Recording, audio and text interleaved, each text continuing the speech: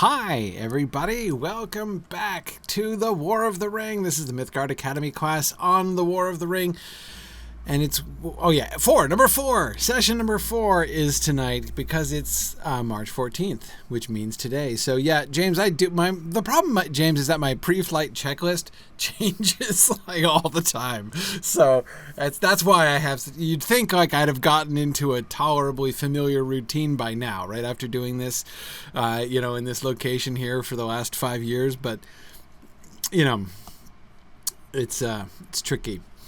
Okay, so welcome back, everybody. I am excited. We're gonna do tree herding. We're gonna do rock climbing, and if I do a good job, we're gonna get to some wonderful passages of Sam being awesome. I'm gonna have to ask for your indulgence as I'm planning to do a little bit of fanboying later on this evening when it comes to Sam Gamgee, because I absolutely love Sam Gamgee in the first draft of the Emyn Cliff scene. Anyhow, so I'm gonna. Several of you are referring to what I was just going to talk about, which is our exciting new website. Oh, it's so good. Where is it? There it is. Okay, finally, after many years of needing to happen, the new Mythgard Institute website is up, and I am super excited about this. So the Mythgard website now reliably relevant again. So that is really, really good. So just to kind of give you the tour of the basics here, apart from just admiring how cool it looks. So our Mythgard Academy stuff, you can see all of our Mythgard Academy things here. We click on the Mythgard Academy stuff. We always have the list of the current book here. All of the links for how to participate. So if you ever want to send somebody to like the YouTube channel to specifically get the channels for the, because it can be really hard. I have found it really hard sometimes, and I'm like, you should totally, oh yeah, we talked about that book in the Mythgard Academy. You should totally go look up those sessions. And I'm like, okay, here's what you got to do. First, you've got to search for the Signum University channel on YouTube, and then you've got to go to anyway, it's really tricky. But anyway, here we go. One click, and to our Twitch channel as well. And of course, you can see here all of our past classes. Look at this trip down memory lane. Look at all these Tolkien books that we've done. Look at all these awesome non-Tolkien books that we've done. And Boethius at the bottom. I love that. I personally, instead of other books, I think this should just say, and also Boethius at the end. I know, bit of a departure. I know, but it was fun. Anyhow, so I'm just loving the new site. One of my favorite parts of the new site is the Join Us tab up here, where all of our channels and everything are all joined together. So we've got you can see all of our moots, all of the upcoming events, and we're going to be adding more as we confirm dates and get everything set up for that.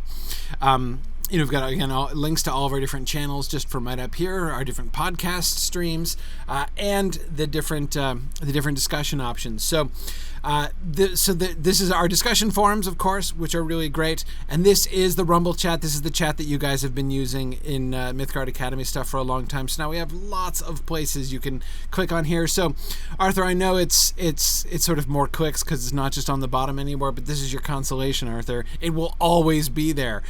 Can you remember the number of times when creating a page for for the new book, we forgot to post the stupid bouncy link at the bottom of the page, or it wasn't working properly or whatever? So now the good thing is it will always be there. So there's that there, and there's our forums here, and there's and of course there's our Twitch channel and discussions people can have there at the same time. So all the stuff.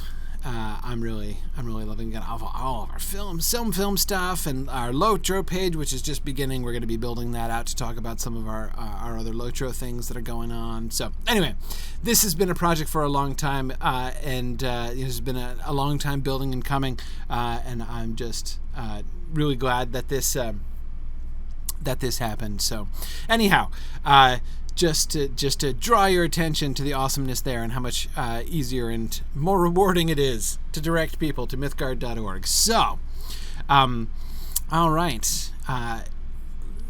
But let's jump straight in because I have a bunch of things I want to get to. Tom, I didn't see your comment before. Tom was pointing out that one day Boethius will be on the top, as the Wheel of Fortune turns. It's so true, Tom. We can really rely on that kind of thing. Anyway, all right. So, we almost got through talking about Saruman and the Palantir last time. Not quite. We were looking at, of course, you'll remember that in the very first draft, the Palantir shatters as soon as it hits the ground. But in the second draft, from the second draft on, it was a seeing stone. And it's really interesting to see Tolkien sort of systematically exploring what does it do, right? First, it's just this sort of telescope thing, and Gandalf uses it right away, right? Because it's handy. And it's Gandalf is uncertain. Tolkien seems uncertain as to whether or not you can see back in it, whether it's a two-way device. And I was really interested in the. Oh yes, sorry. I am. Thank you, Tim, for pointing out that I'm doubled there. Hang on, that's the wrong button. There we go. Okay, all right. No need to double me. Sorry, I had two images of myself on the Twitch channel so that it was like me and mirror reversed me talking at the same time, which is a little bit freaky. Anyway, sorry. See, James, like every time it's different every time. Like I can't help it. Anyhow, So we talked about how Tolkien himself was beginning to sort of explore and figure out what the Palantir were doing, and the thing that was so interesting to me was to see how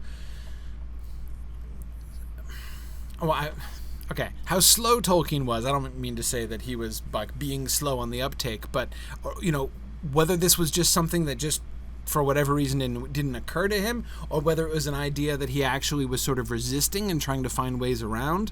But how odd it is that he had these two problems at the same time, right? What on earth does this ball do, right? What is in fact the powers and functions of this stone? And at the same time, what was the mechanism of communication between Isengard and Mordor? Because there must have been one, but what could it possibly have been? And how again, I don't want to read too much into it. I don't want to go so far as to say that he was loath to make that connection, but it almost looks as if he were, right? So anyway, that's we had gotten the element that we hadn't gotten yet is again he was just beginning to play with the two-way nature of the stone, right? The possibility of a two-way nature. And we had that awesome conversation, one side of a conversation, which was between Gandalf and someone else who might have been Sauron. Remember where he was like, sorry, dude, gotta go. I'm busy over here, right? And he just like put Sauron on hold on the Palantir. If that was Sauron that Gandalf was talking to, then in a kind of a low-profile way, that is like the most boss Gandalf conversation ever, and I absolutely love it. But anyhow, the major element that we hadn't gotten yet was Pippin, of course, and Pippin's link to the stone. So let's start when he begins to work that in. Then episode of Pippin and Stone. Gandalf says this is how Saruman fell. He studied such matters. The old farseers of the men of Númenor who made Amon Hen and Amon Hlaa, one in Hornburg, Osgiliath, Minas Tirith, Minas Morgul, Isengard, Angranost changed to Angost. That is how Saruman got news. Though Hornburg and Minas Tirith were dark, their balls lost or destroyed, but he tried to peep at Barad-dûr and got caught. Okay, so when Tolkien decides that the stones are definitely going to be two-way, right? So he now has definitely decided that the Palantir should be a communication, a two-way communication device, and he fits this within the scope of Númenorian technology, right? And we talked about that a little bit last time, about how the Númenorians in Tolkien's initial conception are technologically advanced. They actually have like steamships and cannon and artillery, and that's why they're able to That's why there's just no contest when Ar-Pharazôn shows up on the shores of Middle-earth to fight with Sauron. And that's why Valinor itself is in fact in serious threat, because the Númenóreans are just kind of on a different level because of their technological advancement. Anyhow, so the idea that it's a technological advancement on the part of the Númenóreans, and he points out, right, that, the men of Númenor were far-seers. This is true both in a sort of spiritual sense and, of course, also in the technological sense, as he recalls Amon Hen and Amon Hlá. So there's some precedent for this kind of, sensory augmentation kind of technology, right, on the part of the Númenóreans. So the Palantir are going to be part of that whole scheme. I'm not sure about the Hornburg and Minas Tirith being dark. So, of course, that there is going to be one at the Hornburg, or at Angrenost, at Angost, or anyway, Helm's Deep, right? Is of course an idea that he's gonna move away from eventually. But so those were lost. Those ones? Why Minas Tirith? Why was the ball of Minas Tirith lost or destroyed? I wonder. I'm really not sure I understand that one. But anyway, it's interesting to me that Pippin comes in. The episode of Pippin and the Stone comes in when Tolkien decides, A, that it's a two-way communications device, and B, that this was not only the mechanism of communication between Sauron and Mordor, but that it was the instrument of Saruman's fall. And notice, although, again, he seems, he is slow to make that link between the Palantir and the mechanism of communication, as soon as he does make it, as like the instant he makes it, he associates it with Saruman's fall, right? It becomes not just the way in which Saruman communicates with his colleague from afar. It also becomes the thing that led to his fall. And now Pippin is introduced as a kind of a buffer to prevent Gandalf from looking in it and using it as he did in the earlier drafts, right? Okay. And then we get, this is a fascinating passage. I love thinking about this. So, okay. Very odd how things work out, Gandalf said. But I begin now to wonder a little. He stroked his beard. Was this ball really thrown to slay me after all?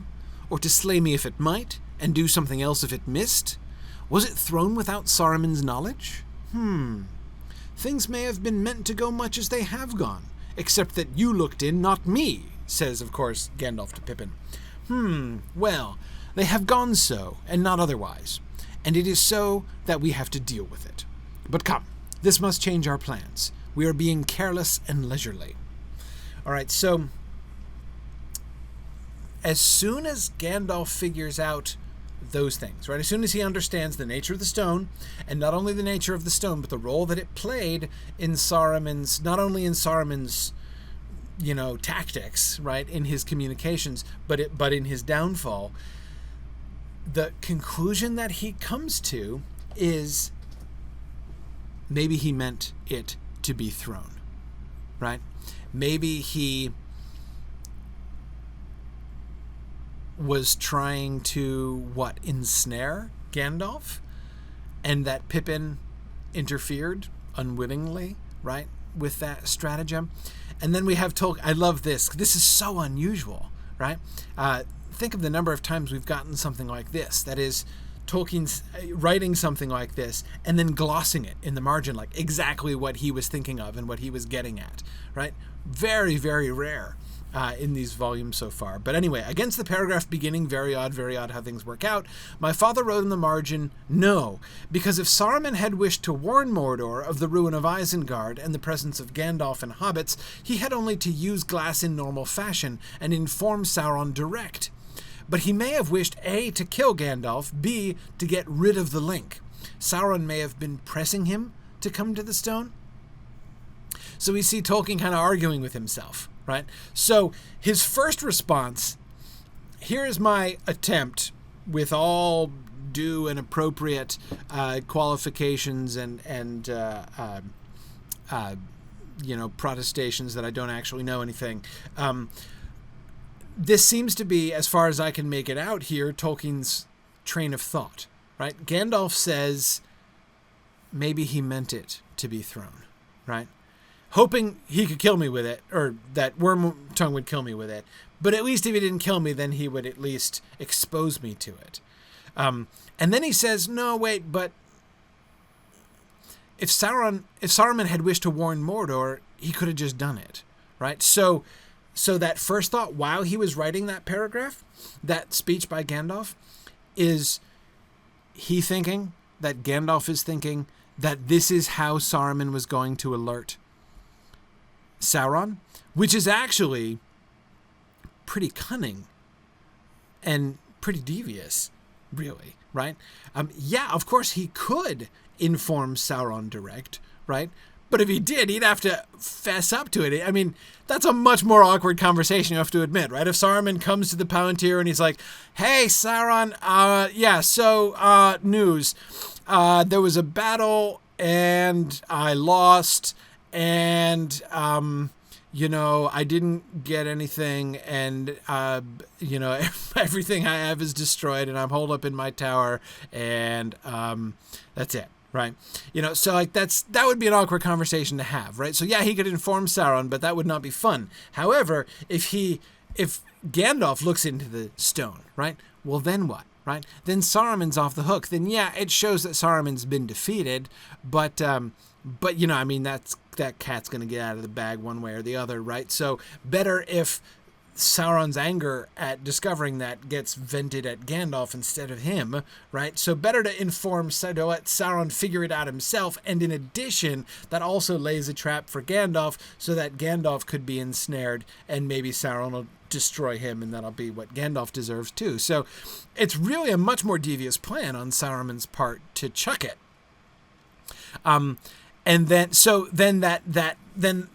That third thought. So he seems to have that thought first and then says, no, it'd be simpler. And then he's like, yeah, but third thought, right? He may have wished A, to kill Gandalf, and B, to get rid of the link, right? He doesn't want to come back to the stone. He doesn't want to report back to Sauron. And if he doesn't have the stone, then Sauron can't make him and he can't be tempted, right? And Gandalf could be ensnared. This is like a win-win-win situation. So, I think that's a really interesting concept, actually, right? The shriek of, I don't even know what, right? The shriek of outrage, despair, frustration, fury, right? That comes from Saruman when he discovers that, what exactly Wormtongue was using as a missile, right? Chucking at Gandalf. Is still in the text. It was in the first draft and it's still in the published text, right? So that would seem to suggest that Saruman was upset about that it was not, in fact, his stratagem to chuck the Palantir out the window. But I don't know, I guess he could have been acting. Yeah, Tom, definitely. Sauron's why have you neglected to report for so long?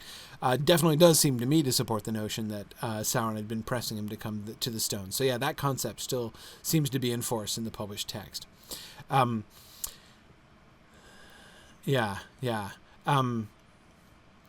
Stephanie, yeah, it's a great question. She asks, at this point, do the stones have any other power besides just being a seeing device? It's pretty unclear, right? I mean, Gandalf mentions that he thought that this, could have been the cause of Saruman's downfall, but he doesn't really explain that. I wonder, Stephanie, even just you remember that passage from last time that we were looking at where Gandalf talks about how he wants to be careful, like he doesn't want to make the Palantir too much like the ring? And that seemed to be one of the reasons why he didn't want it to be more than just like a local tool sort of thing, like a telescope to within 100 leagues,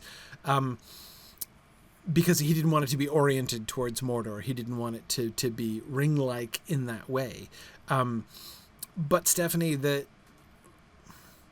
fact that he's kind of putting the Palantir and the ring in the same category, right, seems to me to sort of suggest that the possibility of it having some kind of power, influence, or ability beyond merely being a seeing instrument is at least sort of on the table, right? It's not just neutral, it seems. That's why it's dangerous for Gandalf, and we need to sort of interpose Pippin, right, in the way. Okay. This was not made. Then it was not made. Pippin hesitated. By the enemy? He asked at a rush. No, said Gandalf, nor by Saruman. It is beyond his art, and beyond Sauron's too, maybe. No, there was no evil in it, and it has been corrupted, as have so many things that remain. Alas, poor Saruman, it was his downfall, so I now perceive. Dangerous to us all are devices made by a knowledge and art deeper than we possess ourselves. I did not know that any Palantir had survived the decay of Gondor and the Elendilions until now. 7 they set up. At Minas Anor, that is now Minas Tirith, there was one, and one at Minas Ithil, and others at Aglarond, the caves of splendor, which men call Helm's Deep, and at Orthanc. Others were far away, I know not where, maybe at Fornost, and at Mithlond, struck out, where Círdan harboured the something ships, in the Gulf of Lune, where the grey ships lie. But the chief and master of the stones was at Osgiliath, before it was ruined. He does use Palantirs as the plural first, right, before he shifts to Palantiri.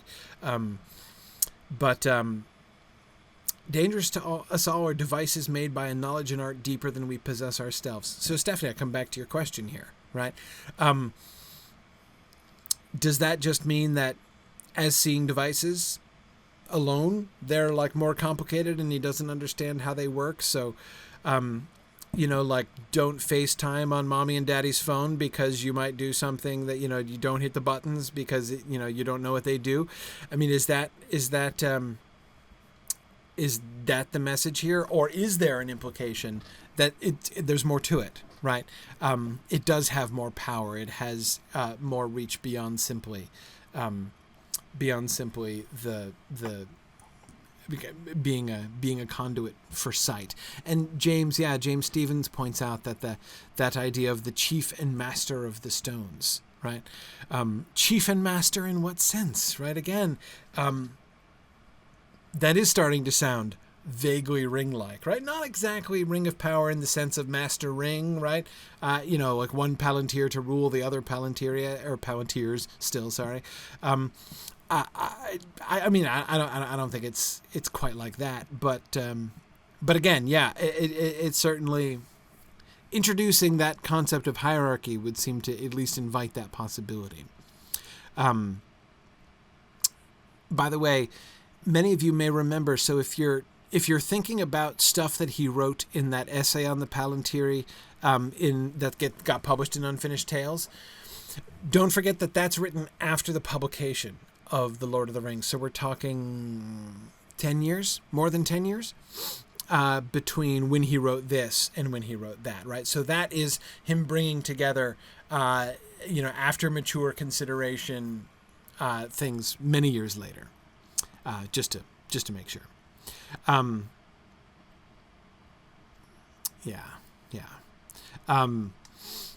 Good. Yeah, Arthur, you're sure right that things made by Feanor seem to have a habit of making people want them. Yes. Now, he does suggest, you've mentioned Feanor, I don't think I quoted the Feanor passage, that the initial concept was that they were of Númenorian design, right, on the, Amon Hen model, right, or using the sort of the Amon Hen technology, whatever that was. But he does shift to Feanor, right, the idea of, or at least Gandalf floating the possibility of Feanorian origin of the Palantiri, right? That does happen relatively quickly, so he does abandon the idea of Númenorian workmanship, and that really just seems to emphasize the thing that, the alas poor Saruman sentiment that Gandalf expresses in that paragraph, right? A knowledge and art deeper than we possess ourselves. Not only is the knowledge and art that made the Palantiri, deeper than he possesses, he doesn't even possess the knowledge of how deep it is, right? And whose knowledge it was in the first place, exactly. Yeah. Okay. All right. So that's as far as we get with the Palantir. We're getting pretty close, right, to where we've gotten pretty close to the final concepts of the Palantir. Really interesting to watch that develop. Couple passages on the Ents. I sort of skipped over these, and I want to. Okay, actually, hang on. Never mind. Couple other comments, and then I'll move on to the Ents. Mike asks, there was no evil in it to begin with. Is there evil in it now? Yeah, it has been corrupted. So, yeah. Right, yeah. Just like there's evil in, for instance, the dwarf rings of power, right? They've been corrupted. You could say maybe that's not a good idea, or that's not a good example because they were corrupted from the beginning. Possibly, though, actually, we'll have something to say about that in a minute. But yeah, the suggestion, Mike, is that there is evil in it now. It has been actively corrupted by Sauron, so that the use of the Palantir is now dangerous, not just because you might be suddenly FaceTiming Sauron, right, and not be quite ready for that, tete-a-tete with the Lord of Darkness, but that it itself has now an unwholesome power. And I think that's still operative in the published text, frankly. I think we can see that with Denethor, right?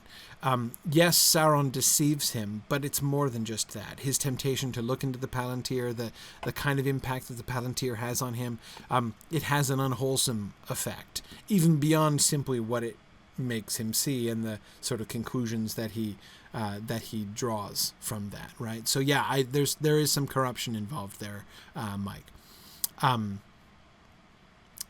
Yeah. That's an excellent example. Tom Hillman says, think of the effect of Denethor's immolation on the Stone of Minas Tirith, right? The Stone of Minas Tirith is changed by being burned with Denethor on the pyre. So yeah, we can see that they can sort of bear and retain the imprint, right, of these kinds of things. So yeah, they're definitely influenceable, right? Yeah, and Tony, I agree. You look at the effect it has on Aragorn. Aragorn, when he descends from the Hornburg after having wrestled with Sauron, on the one hand, he's kind of, all tuckered out because it was, tolerably exhausting, right, to wrestle in mind and will with the Dark Lord. But it wasn't, I don't think it was just that either. In wrenching the stone to his will, he's reclaiming it. Right, he is through the force of his own will sort of undoing that corruption, making it okay for him to use. It's a complicated moment, right? And it definitely takes something out of him. Yeah, you're right. He's not corrupted, Tony. He's harmed. It does take a lot out of him to do, not just through the Palantir, that is confronting Sauron himself, but to the Palantir. He has to wrench it to his will. Remember how when he talks about that, he then says, after he'd done that, right, then he saw many things, right? So he's able to use it, and he's able just to sort of gain, good, usable, sort of neutral information from it. But first he has to wrench it to his will. Something's been done to it, and he's got to do something back to it in order to make it work right again. Yeah. Anyway. So Denethor gets corrupted, Aragorn doesn't get corrupted, but I think we can see that there is this sort of corruptive power that they do definitely have. But as I said, I skipped over some Ent passages. And we can't skip over Ent passages, so I've been pushing these back for like 4 weeks now. Look at this, all the way back to page 30. Okay. Let's meet Bregalad, right? How do we meet Bregalad? We meet Bregalad as the messenger. He gets sent as the messenger from Treebeard. So he hails them, Theoden and Gandalf and the army, as they're leaving Helm's Deep and going to Isengard. I am Bregalad Quickbeam, answered the Ent. I come from Treebeard. He is eager for news of the battle, and he is anxious concerning the Huorns. Also, he is troubled in his mind about Saruman and hopes that Gandalf will come soon to deal with him. Added, there is no sign or sound from the tower. Gandalf was silent for a moment, stroking his beard thoughtfully. Deal with him, he said. That may have many meanings. Change to, that may have more meanings than one. But how it will go I cannot tell till I come. Tell Treebeard that I am on the way and will hasten. And in the meanwhile, Bregalad, tell him not to be troubled about the Huorns. They have done their task and taken no hurt. They will return. Oh, yeah, sorry.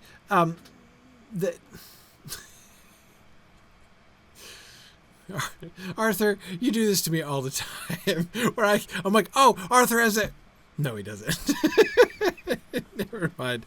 Okay, but I agree that Elendilions is a really cool word, right? I kind of skipped over that, but that's a really fun word, right? Gondor and the Elendilions, the descendants of Elendil. That's pretty cool. I don't ever remember seeing that word before. Okay. First of all, how awesome is it that when we first meet Quickbeam, he's not only carrying a message, but what's his message? His message is, Treebeard says, hurry up, make haste, right? Don't delay. And that, come on, that's funny, right? That's classic. That's great. I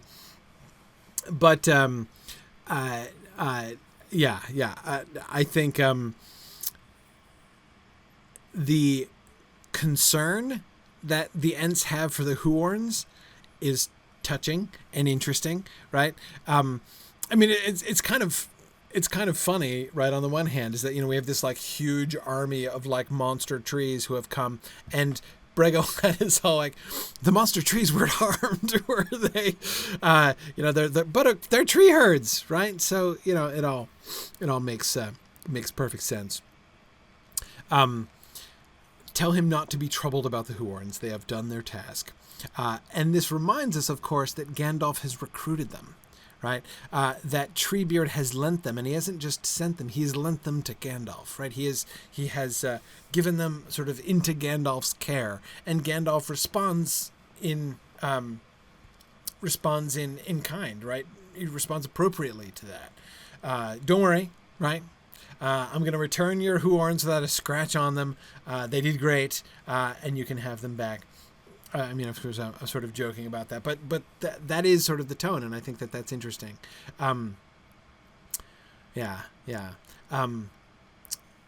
So let's see. There's another thing I was going to talk about here. Oh, yes, the dealing with him, right? Deal with him. That may have more meanings than one, right? And here we see Gandalf. I really like the idea that...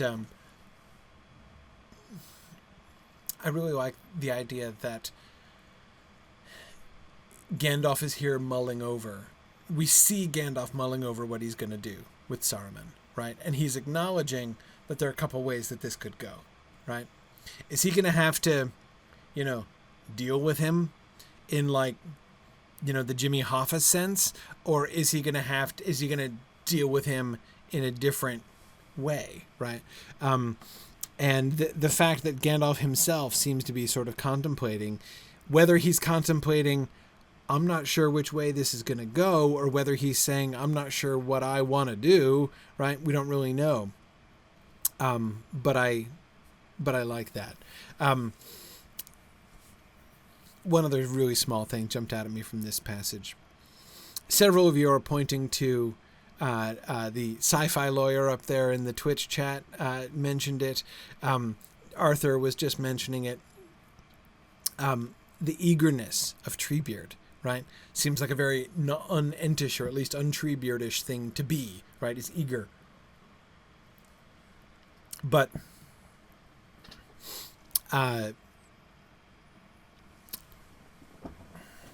he is eager for news. Now, let's play a game. Who says that line and where in the published text? Do you remember? I'll give you a hint. The tense is different. It's he was eager news. He was eager for the news. Do you remember who says that?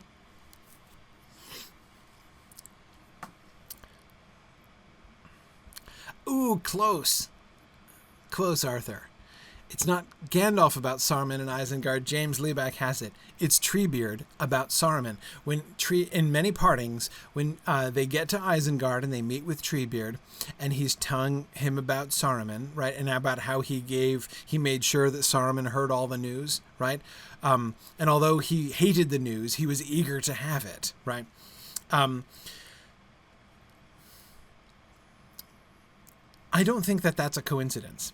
This idea, because we've got Treebeard, Saruman, Isengard, and eagerness for news, right?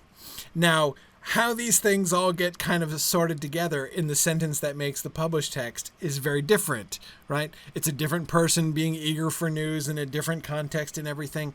But I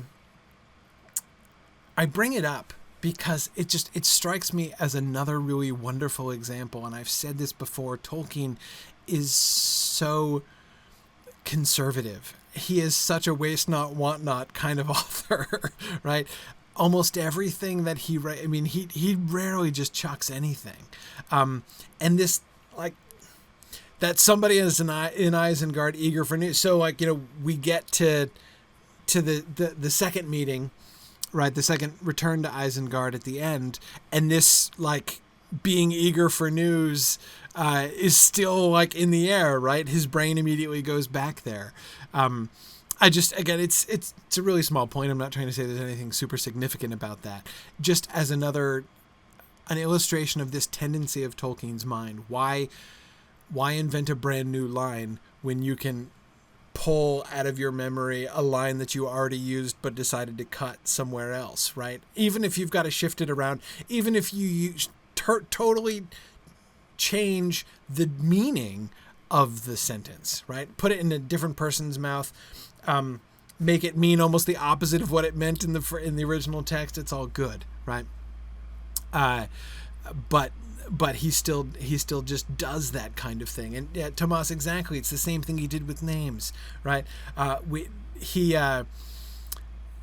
It's not that he will never cut anything, but he almost never throws things away, right? Even the things that end up on the cutting room floor are all carefully swept up and kept in a drawer of his mind, right? To be brought out again at need. And again, I think that's a pattern that we can see again and again in his writing, and I find it charming. I find it really fun. Okay. Aragorn and Gimli are told about Orc Raid and Treebeard. This is, of course, one of the outlines. Merry gives up hope of describing them. Says, "You will see them soon. How shall I describe them to Bilbo?" This was when he first tried to collect his ideas. Describes destruction of Isengard. Saruman not strong or brave. Merry tells all he knows about the battles of Ford, how trees dogged orcs. Treebeard knocks on gates of Isengard. Arrows no good.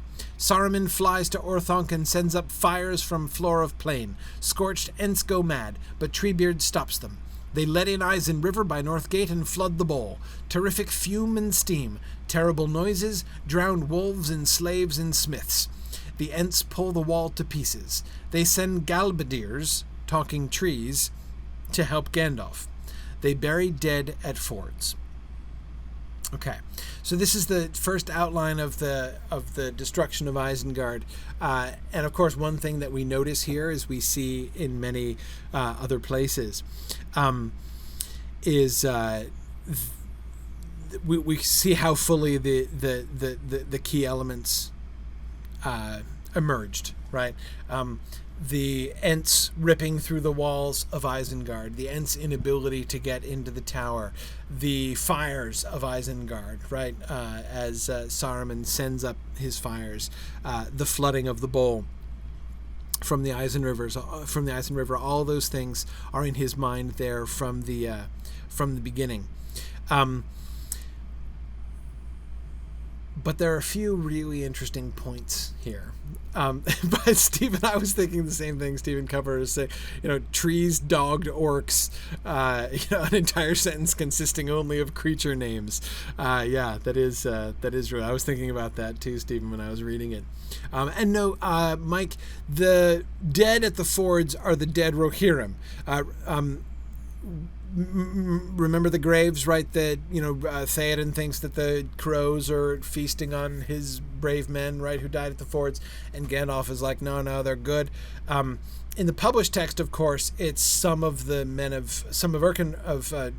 Erkenbrand's men that he sent there to make the burial. In the earlier draft, and this is not the only reference we've seen to it, it's Ents. He sends some of the Ents to make the burial.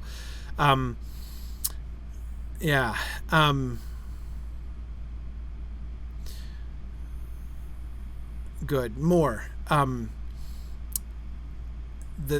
Probably the one element that was most fascinating to me in this passage is the Galbadirs thing, right?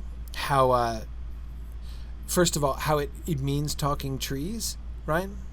Or at least it's explained as it's glossed as talking trees. So that's what Huorns are.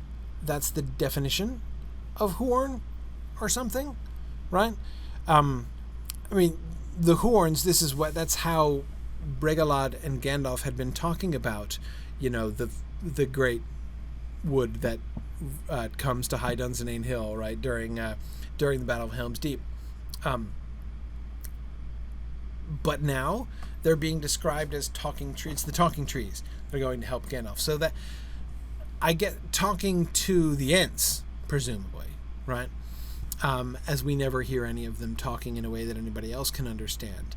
And Tomas, I'm not really sure how they're different from the Ents exactly. Tomas is asking, are they talking but not walking? Well, they're definitely walking, right? I mean, they came to Helm's Deep. Walking but not talking is what I would have guessed, right? At least not talking as anyone but the Ents can understand, but maybe that's what's being referred to here. Tony, I wonder if they're a subset of Huorns. Maybe they are, right? Maybe the Galbadirs are the leaders of the Huorns or something, but it doesn't sound like that. They send Galbadirs to help Gandalf. Sounds like it is the Huorns, right? But that's just a different name for them, in a different language. But talking trees. And of course, I couldn't help but remember, I couldn't help but remember Old Man Willow, right? And Old Man Willow's Tom Bombadil talking about him being a mighty singer, right? And how his song goes through all of the Old Forest, through the whole Withywindle Valley. Is that the kind of thing we're talking about, right?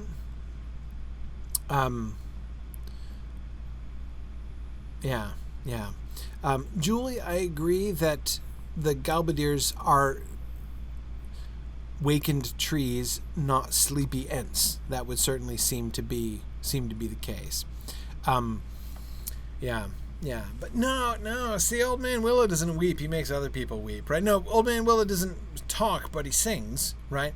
He is even in the scene as it's described, not just Tom Bombadil talking about Old Man Willow later on, but even in the scene, and I'm thinking, of course, in particular, of Old Man Willow's response to the fire, right? When Sam and Frodo set fire to the side of him, and they hear this whispering, right, sound as all the branches and leaves all rustle together, and it spreads, right, and so it's like this communication seems to be a form of communication all around them, right? And yes, Stephen, Sam seems to be able to not only perceive that Old Man Willow is singing, but knows what it's about, right? Hark at it singing about sleep now. Exactly. Yeah. See, several of you are trying to sort of make distinctions between the Galbadirs and the Huorns, but I'm not sure that concept, that the idea that the Galbadirs are different from the Huorns is really supported here. They send Galbadirs to help Gandalf. That's the Huorns, isn't it? Right? I mean, I conceivably I could imagine the Galbadirs being, sort of speaking of them in a sort of using synecdoche, right? just as one would say, Éomer went to intercept the orcs as they returned, from the east. Yeah, and he did go, right? But of course, when you say that Éomer went, you mean Éomer and his entire Eorad, right? So maybe when they say they sent Galbadirs, they meant, so they send the Galbadirs and like all the Huorns that are with them as well, right? So it's used, as synecdoche. I could just believe that was a possibility, but even there, I don't see any real clear sense that that's necessarily true. I mean, again, I could be led to believe it, but it doesn't seem to me compelling. It seems much more likely that Galbadirs is just a synonym for Huorns.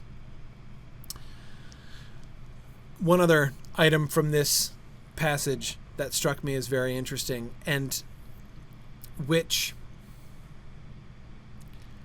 almost surprises me is cut from the final version, is the reference to Bilbo. We get the struggle, right? Merry and Pippin struggle to describe the Ents. I don't know, they say, as they're trying to put, to explain, to describe what their eyes looked like and all those other things and what it was like. Anyway, so we have them struggling to describe it. I love the fact that one of them's like, how shall I describe them to Bilbo? Like, Bilbo's going to ask, right? I'm going to have to, it's got to go in the book, but I don't know how I'm going to relate that back to Bilbo. Just the fact that they're thinking of Bilbo, and not only thinking of Bilbo, but thinking of themselves as characters in the book, right? We do get that in chapter 3, right? In the Uruk-hai chapter, right? When Merry says to Pippin that he'll get almost a whole chapter in old Bilbo's book, right?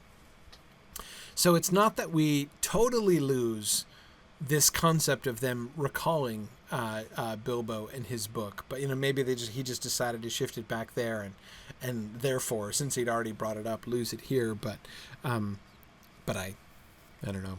I like, how shall I describe them to Bilbo? All right. The Ornomi were coming.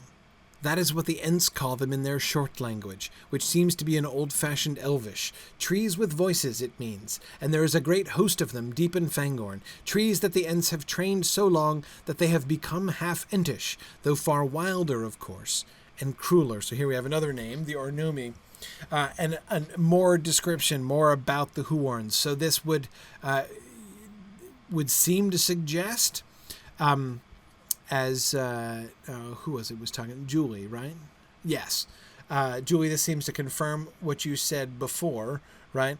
That they are trees that are getting Entish, not Ents that are going Tree-ish, right? And this would seem to confirm that. And we have this being something initiated by the Ents, right? The Ents have trained them for so long that they have become half Entish, though far wilder, of course, and crueler. And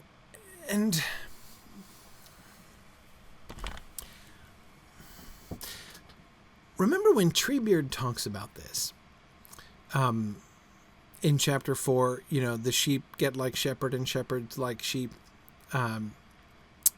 passage. It's mutual, right? And he emphasizes the mutual. He says that kind of thing is going on all the time, right?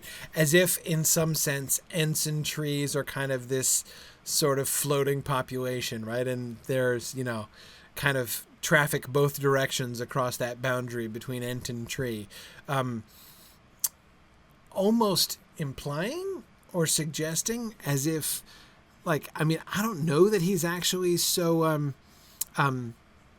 that he's positively implying that they can just switch over, right? That some of the people at Entmoot used to be trees who have become so Entish that they're now officially Ents, right? I don't think that that's necessarily true. But he doesn't explicitly say, again, he suggests sheep get like shepherd and shepherd get like sheep, right? That sort of thing is happening all the time. But the interesting thing to me that's different here than that passage, the sheep and shepherd passage, is the wildness and even cruelty of the Huorns is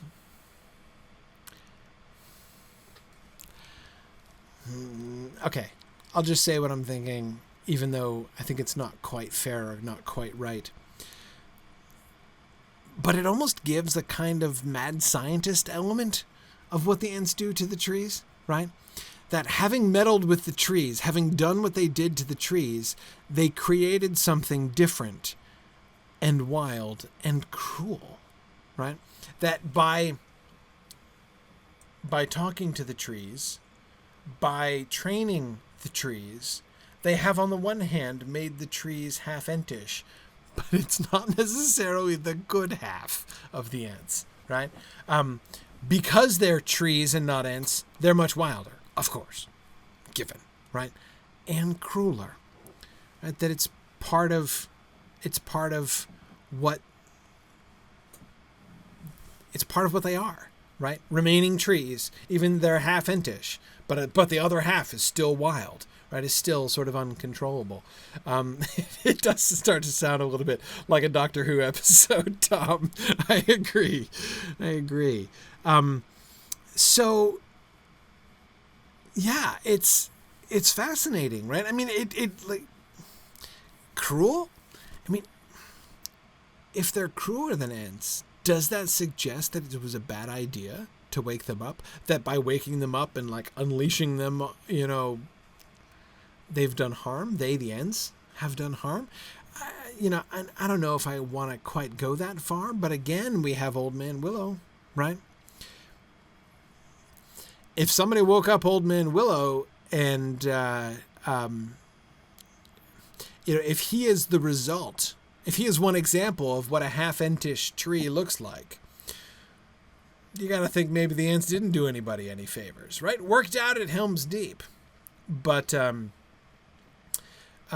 remember, that's a thing that happens. It is a thing that happens more than once, that by its own weapons is the enemy worsted, right? That's, of course, thinking about the Paths of the Dead later on.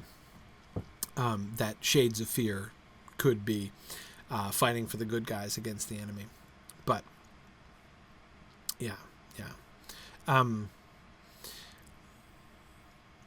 Rachel, that is a very sensible follow-up question. Rachel Draper says, does that mean that trees are naturally cruel? Rachel, think back to the description of the old forest, right? The trees in the old forest are mean. Right now, look, they're in a struggle for life, right? I mean, it's part of being wild.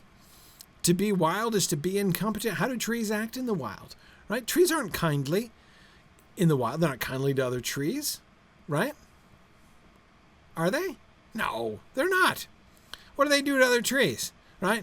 Crowd them out and take all their sunlight so that they wither and die, right? Never a second thought, never a by your leave, right? It's a tree world. It absolutely is, Tony, right? And yeah, they and as far as their competition with like the things that walk about, hacking and killing and all those things, right? They have no patience for those at all, right? Yeah, I mean, I was when we were talking about the old forest descriptions in Exploring the Lord of the Rings, I was suggesting there, I think that passage is a really important thing for us to remember, both in thinking about hobbits and in thinking about trees. It's not all, like, Tolkien is pro-nature and he's pro-tree, but he's not, it's not all fun and games, right? Yes, nature can be read in tooth and read in root and twig, right, Mike? Exactly. Yeah. Exactly. And Tomas, yeah, the hobbits were competing for resources with the trees. Absolutely. Yeah. The farmers and the forest can't be friends. But they're fighting back. That's what they do. It's what it means to be wild, and they're willing to be cruel. So you wake them up, right? You teach them to talk, you let them walk around. What are they going to do? Well, now they are walking around, right? Now they can go about like those, two-legged creatures can, and they can do some of their own hacking and hewing. So it's yeah. And Tony, that's a really interesting parallel. Tony is thinking about the unleashing of the power of the river to flood Isengard, right? Seeing the trees as a force of nature in that way, and the force of nature, is wild but also cruel, right? Look at hurricanes. I mean, that's wild, cruel, looks cruel, right? So yeah, that's definitely part of the world. So it's interesting this view of not only of Huorns but even of Ents.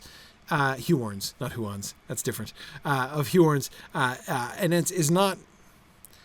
Well, I was going to say rosy, though that seems like an Entwife reference. But anyway, one more Ent passage. I do not know who is most surprised at their meeting, Gandalf or Treebeard. Gandalf, I think, for once. This is still the hobbits, of course, telling the story. For from a look he gave us when we first met, I have a fancy Treebeard had spotted Gandalf in Fangorn, but would not say anything even to comfort us. He had very much to heart the elvish saw of Gildors, do not meddle in the affairs of wizards, for they are subtle and quick to wrath. But Gandalf knew Treebeard was on the move, said Gimli. He knew there was going to be an explosion. But not even Gandalf could guess what it was going to be like, said Merry, changed to Pippin. It has never happened before, and even wizards know little about Ents.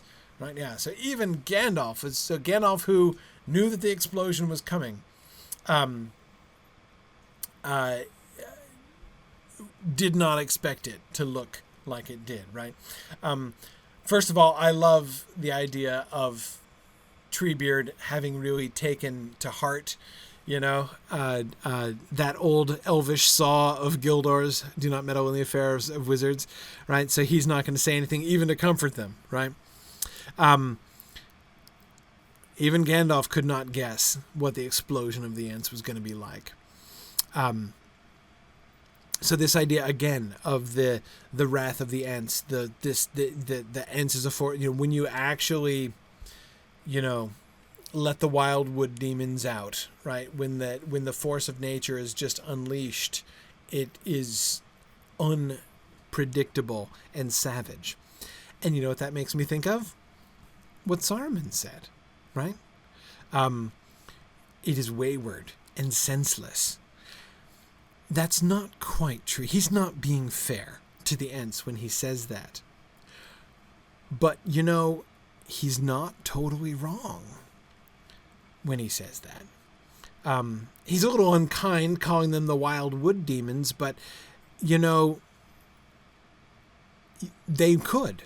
The Rohirrim could find the trees at their own door next, right? Not unprovokedly. It's not actually senseless and wayward. They're not going to come stomp on the Rohirrim for no reason. I mean, they haven't come to Isengard for no reason. But if the Rohirrim did that, right?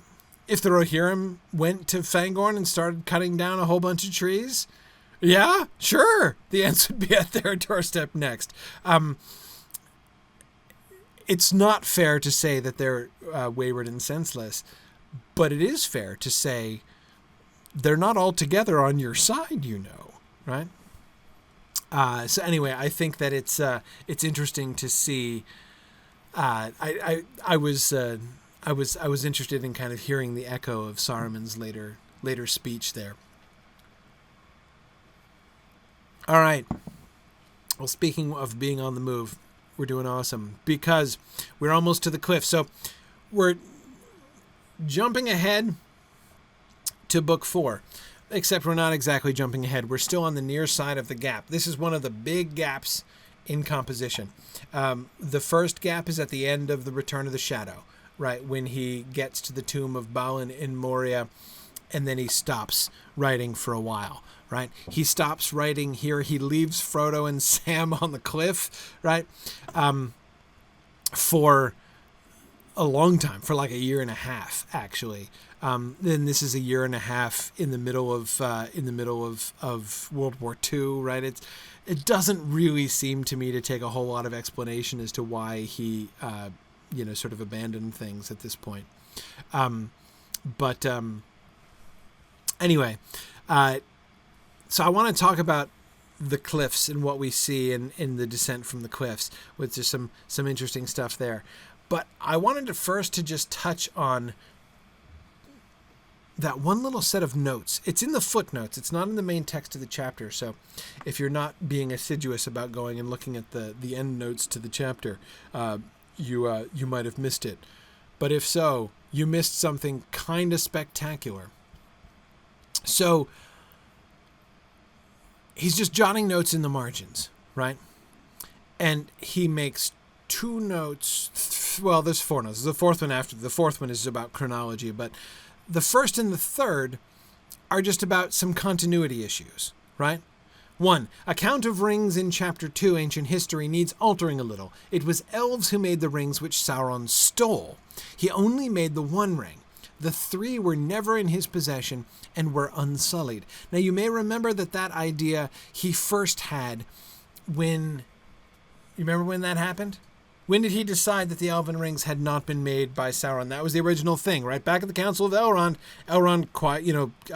quietly explains how the elven rings were made by Sauron, right?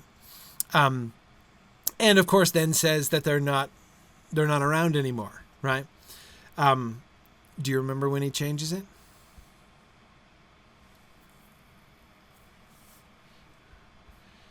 He changes it when he gets to Galadriel. Right? When Galadriel suddenly explodes as a character and he decides that she has an elven ring, then he says, okay, the elf rings, the 3 elf rings, they're not made by Sauron. They're unsullied. They're not in his possession. So nothing in that note is new. He's had this idea before.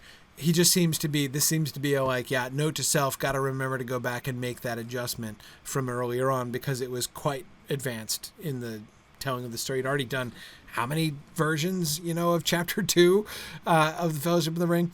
By the time he got to here, there's at least 5 versions already. So, okay, got to remember to go back and put that in. And then the 3rd note, similarly, the company must carry ropes, either from Rivendell or from Lorien, right? So we've had no reference to ropes in either place. In Rivendell, Sam doesn't realize that he didn't bring a rope and regret it. And in Lorien, there are no ropes in the boats, right? So there's no rope references until we realize we need a rope, right? So now they're on a cliff and he really wants them to have a rope. So he just makes a very sensible kind of note like you do as a writer, right? Oh, I got to go back and give them a rope because I want them to have a rope when they get to this point. And then, in the middle of it, out of freaking nowhere, Tom could have got rid of the ring all along, if asked. Without further something or other. Tom Bombadil could have gotten rid of the ring all along if they'd asked him. What? What? First of all, where on earth does that come from? What gave him that idea? I mean, again, like the ring's okay, fine. The rope's relevant to what he's currently writing. Tom Bombadil could have destroyed the ring or got rid of it. I'm not quite sure exactly what got rid of means in this context. Made disappear? Destroyed? Could he vanish it in some way? Like more permanent like? I have no idea what this means. And then if asked, exclamation dash, if asked, exclamation point, right? So like, what are we gonna get this in a reveal at the end, right? Are they gonna go back by Tom Bombadil and have Tom Bombadil be like, oh yeah, if you had just mentioned it way back in Chapter 7, I could have just taken off taken the ring away and it would have been fine, right?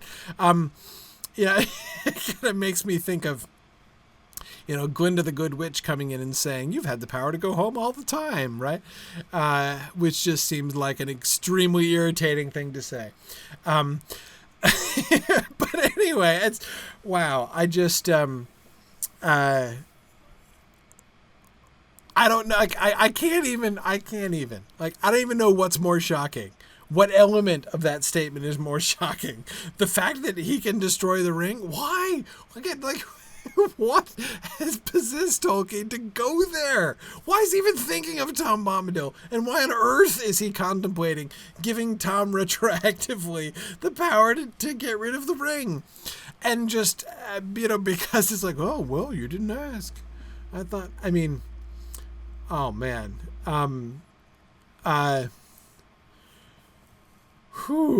Yeah, so, I just, this might be that note number 2 in this little list. And I was thinking about this. That might be my candidate for most shocking thing I have read in the history of the Lord of the Rings so far. I mean, of all of the revelations that we've seen as we've read through this carefully, and as I've said, I've never read these books cover to cover to cover before. I've read around in them and I've looked stuff up in them and I've read them at various points, but just sitting down and going through chapter by chapter the way that we've been doing, I've never studied them like this before. I can't remember being so floored by any single sentence in the history of the Lord of the Rings as I was by that. I just, I got nothing. I have no idea what to say. Yeah,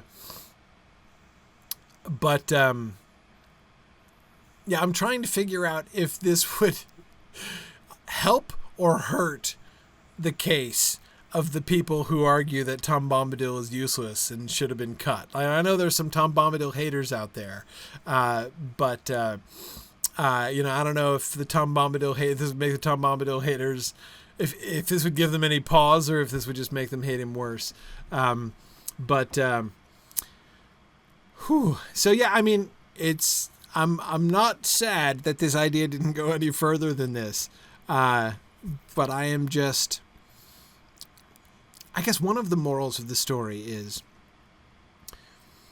if you think you are, in reading through these books, if you think you're beginning to get in touch with how Tolkien thinks, maybe we still have something to learn, I suppose. Anyway, so yeah, I got nothing else. I just wanted to marvel at that with you for a moment. But let's get to the Emmenmuil or whatever they're called. What we're calling those hills changes constantly. And you may remember that was already happening.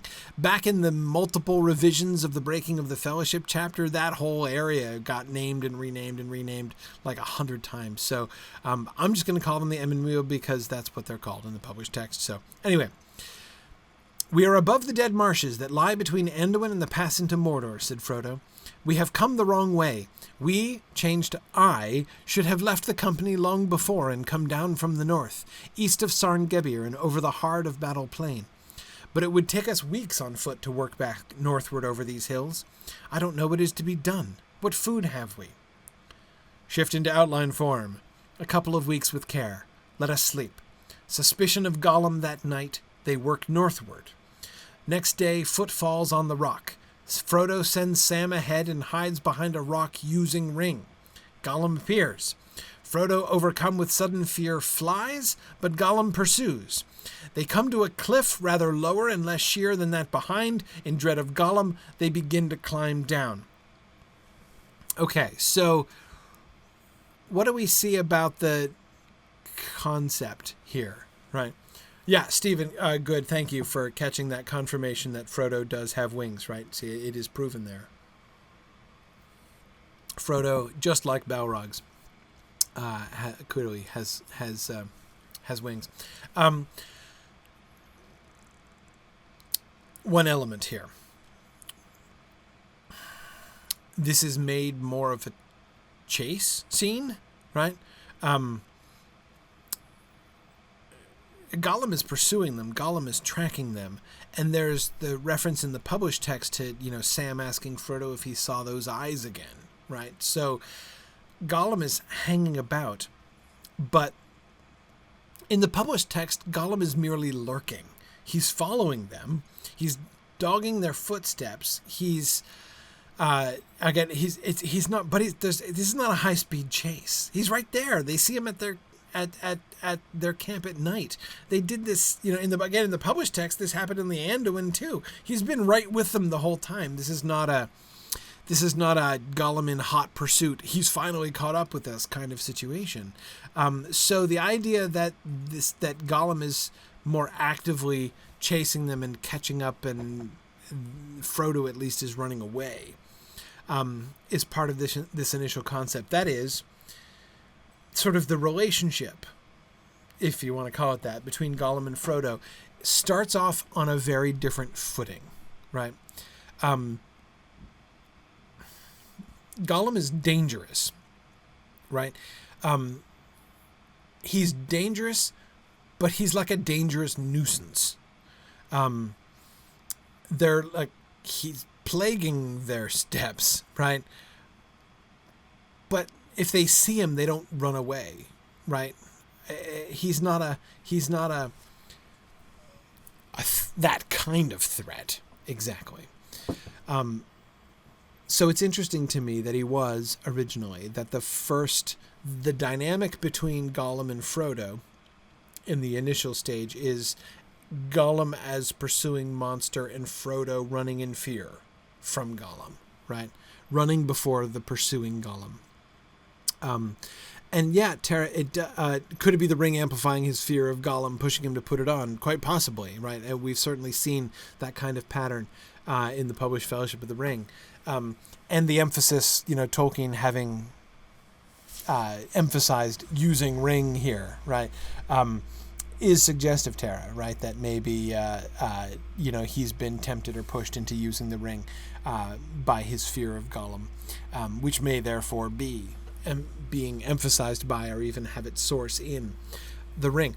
That does seem to me possible, though. Again, it's pretty indirect, so it's hard to draw that conclusion very firmly, but it would fit. But again, to me, the broader thing that's interesting about that is just that's the way their relationship works, right? That's the way that the dynamics are between them. Gollum is somebody that Frodo runs away from when he sees them, that he's just hoping won't catch up with them, because it turns things around pretty differently, right? When they finally catch him, and when he's forced to make the promise. Let me see if I can be more explicit about that. In the published text, Gollum is not a direct threat to the two of them. They're not worried he's going to physically assault them. He might try to sneak up and throttle them in their sleep if they're not careful, right? Which is why they set a watch. But again, in the published text, he's not a physical threat. He's not just going to assault them. And if he popped out of the bushes, they wouldn't run away. In other words, in the published text, the power dynamic, Frodo is in charge, right? Frodo and Sam are more powerful than Gollum is. So he's dangerous because he could betray them, right? Or he might catch them in a vulnerable moment and do some harm to them. But Frodo has a power advantage over Gollum to start with. So when they capture Gollum and put the rope on him and Frodo makes him promise, it doesn't change, right? Frodo is in command all the way through. The question, like, the nature of their relationship is changing from openly antagonistic, he's trying to betray me and undermine me, to you are now, I am taking you in my service and under my protection, right? You're going to help me instead of hindering me. You're going to stop being a nuisance and start being some help, right? But again, there's a sort of a baseline consistency in the power dynamic. In the first version of the story, if he's like a scary monster that you run away from when he jumps out of the bushes, then the capture becomes a reversal, right? Now the pursuer is the servant. Now the one who had power over Frodo is now the one who is groveling and making the promises. And that puts that whole moment, that moment of the taming, I think, on what is to me a very interestingly different footing, right? So initial concept, Gollum is scarier, right? Sort of, he's a bigger threat in that sense. Also, I think when you are running away from a scary monster, I'm not a professional, I don't have a lot of experience with this, but I would think that would be a fairly bad time to attempt some unexpected rock climbing when you're actually running away from something that is scaring you. But anyway, Stephen, I don't think that we're implying that Frodo is going to leave Sam when he changes the we to I should have left the company. But Frodo is still early on in his mission here, and he is still kind of wishing he tried to get away without Sam, right? And he's still kind of wishing that he had made it, right? That he had successfully gotten away from Sam. He wishes that Sam weren't with him because he's bringing Sam into danger, and he didn't want to bring any of his friends into danger with him, right? So I think it is merely him saying that. So it's interesting that Tolkien's first impulse is to say we should have left the company, and then he's like, oh no, wait, that's not Frodo's plan A, right? Frodo is still kind of resisting the fact that Sam should have come with him, right? Yeah. Oh, Stephen, you're thinking of when Frodo uses Sam as bait, and then Frodo sends Sam ahead and hides behind a rock using the ring. I guess he's using Sam as bait there. I hadn't really thought of that. And so when Gollum shows up and Frodo then runs away, they're abandoning Sam. Yeah. Maybe. It's a little harder to understand. Is he running away with Sam? Is he running away without Sam? Yeah. No, that's a great point, Stephen. I hadn't even been thinking that through. You're right, that if he's sent Sam on ahead, and then instead of doing what he meant to do, which was presumably pounce on Gollum or whatever, or follow him at least or something, instead he runs away, he's got to be running in a different direction than Sam went on ahead, right? So he's leaving Sam behind. He's drawing Gollum after him, presumably, right? And we know that Gollum is pursuing, so it's possible, Stephen, to put a kind of a better spin on that. But that's a weird moment, I think, and there's no two ways about that. All right. Christopher points out the letters in which Tolkien talks about how much trouble he was having with this, right? And it's really fun to kind of think, when you read in the published text, the frustration that Frodo feels about, like, how are we going to get down from these hills? And it's to me sort of doubly fun to think about, Frodo is speaking Tolkien's own frustration, right? How am I going to get them down from these hills? And of course they end up being abandoned in the hills for a year and a half. Anyway,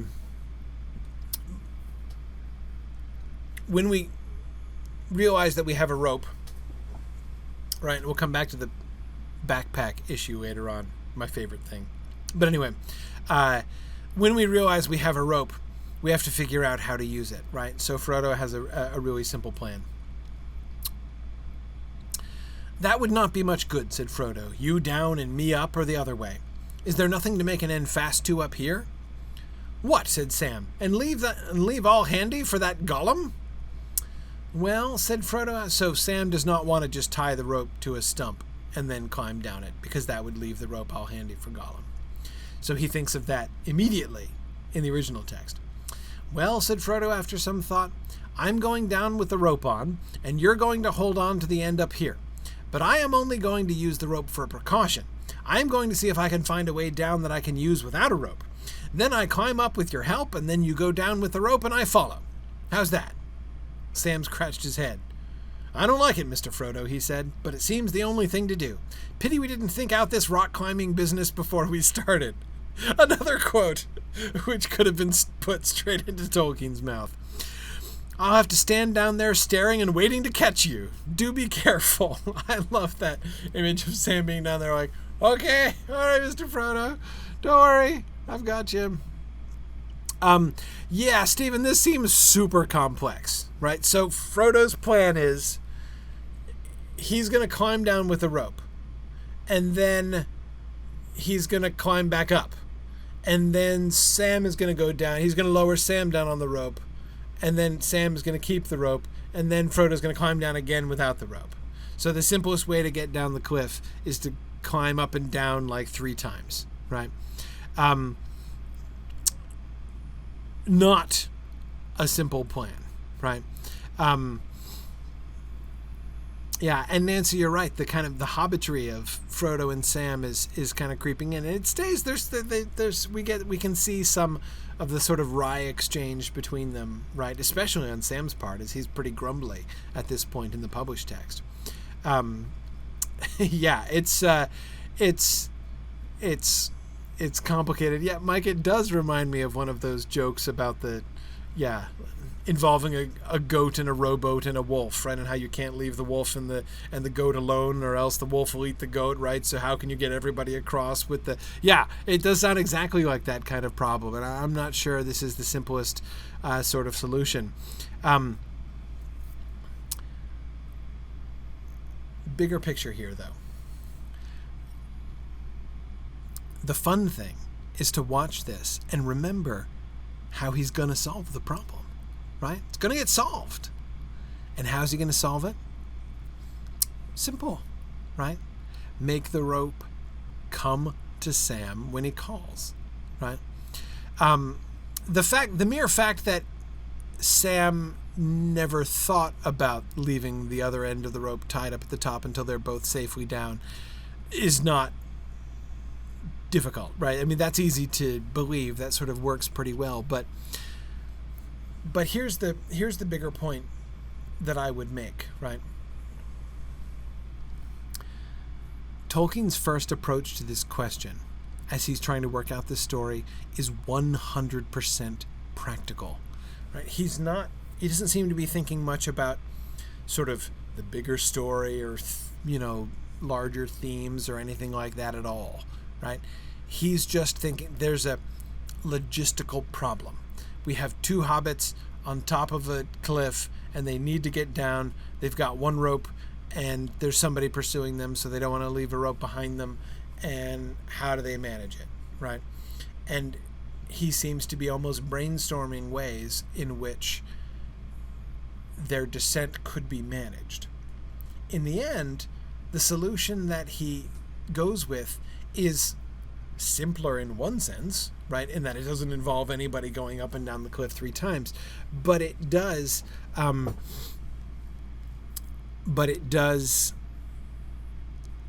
add an extra and strange wrinkle, right? He adds some magic into the situation, right? And that not only marvelous element, right? The idea that the rope might be, in fact, a magic rope in some sense. Though, of course, that's not the word that they use in Lorien about it.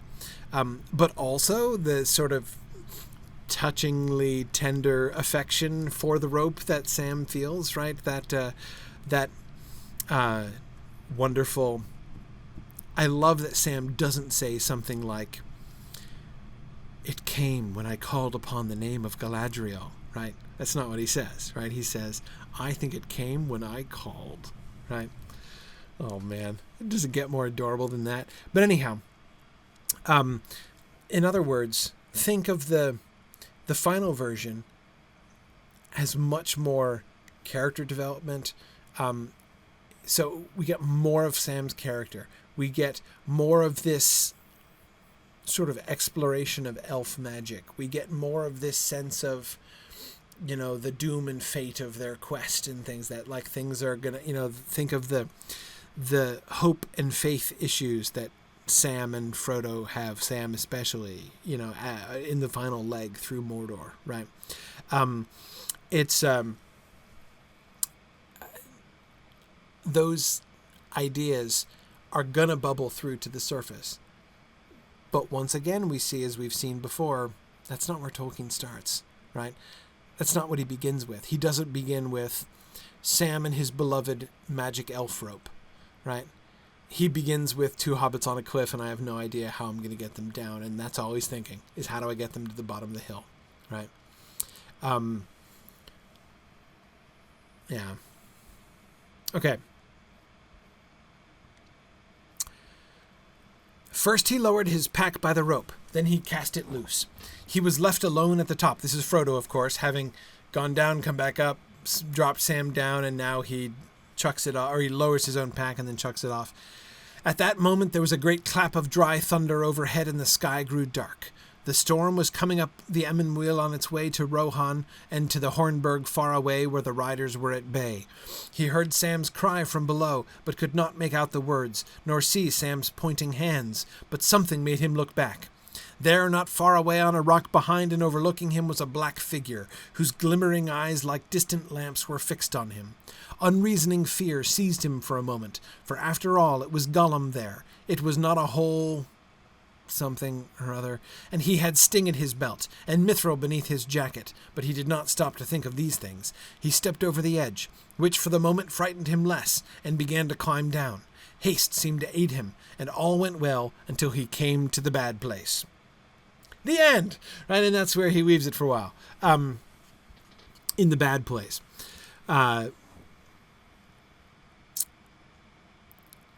So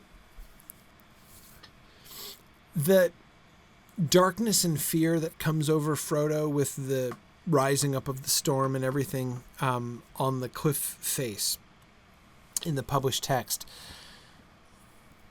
never has anything to do with Gollum, right? Notice how Tolkien will eventually replace Frodo's, I'm tempted to say, mere fear of Gollum, right, for the influence of the Nazgul and everything else, right? But initially, it's Gollum, and Frodo, is so afraid of Gollum. Unreasoning fear he experiences upon the sight of that black figure with eyes like distant lamps fixed on him, right?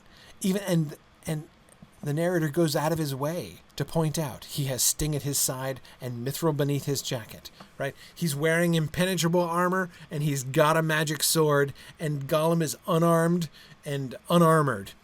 Frodo could totally take him, but it doesn't matter. He doesn't think about that. Instead, he just runs for the cliff. Again, not a good plan, I think.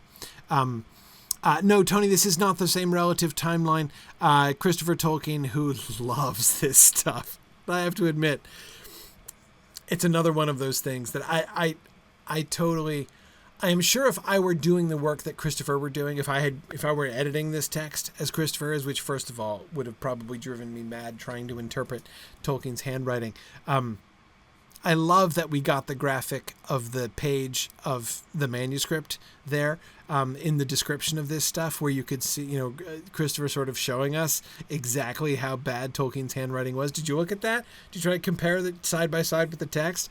I'm telling you, it is not simple trying to figure out what it was that he said there. But anyhow, I'm sure if I were editing the text, I too would have a really fun time going through and trying to piece together the relative chronologies and how Tolkien is shifting it, and when he writes a note in the margin, insert day, when that happened, when Tolkien wrote that, and how it shifted. So the stuff that he does with the chronology is really cool and really interesting. I'm not going to talk about it a whole lot because it's interesting to see Tolkien reconciling these things, but I don't know, seemed to me not quite as much there to talk about as far as this discussion is concerned. But yeah, Tony, he does make an adjustment so that the Frodo and Sam are on the Emmenwheel, they're descending the cliff right after Theoden leaves Edoras and is still going towards Helm's Deep instead of it being the same storm. Anyway, so Frodo is just terrified of Gollum. That initial power dynamic, right? Gollum having this kind of power over Frodo through the fear that Frodo feels of him, right? Is unchanged, right? Emphasized, if anything. Small side footnote. How many of you were surprised to hear Gollum called a black figure? Right?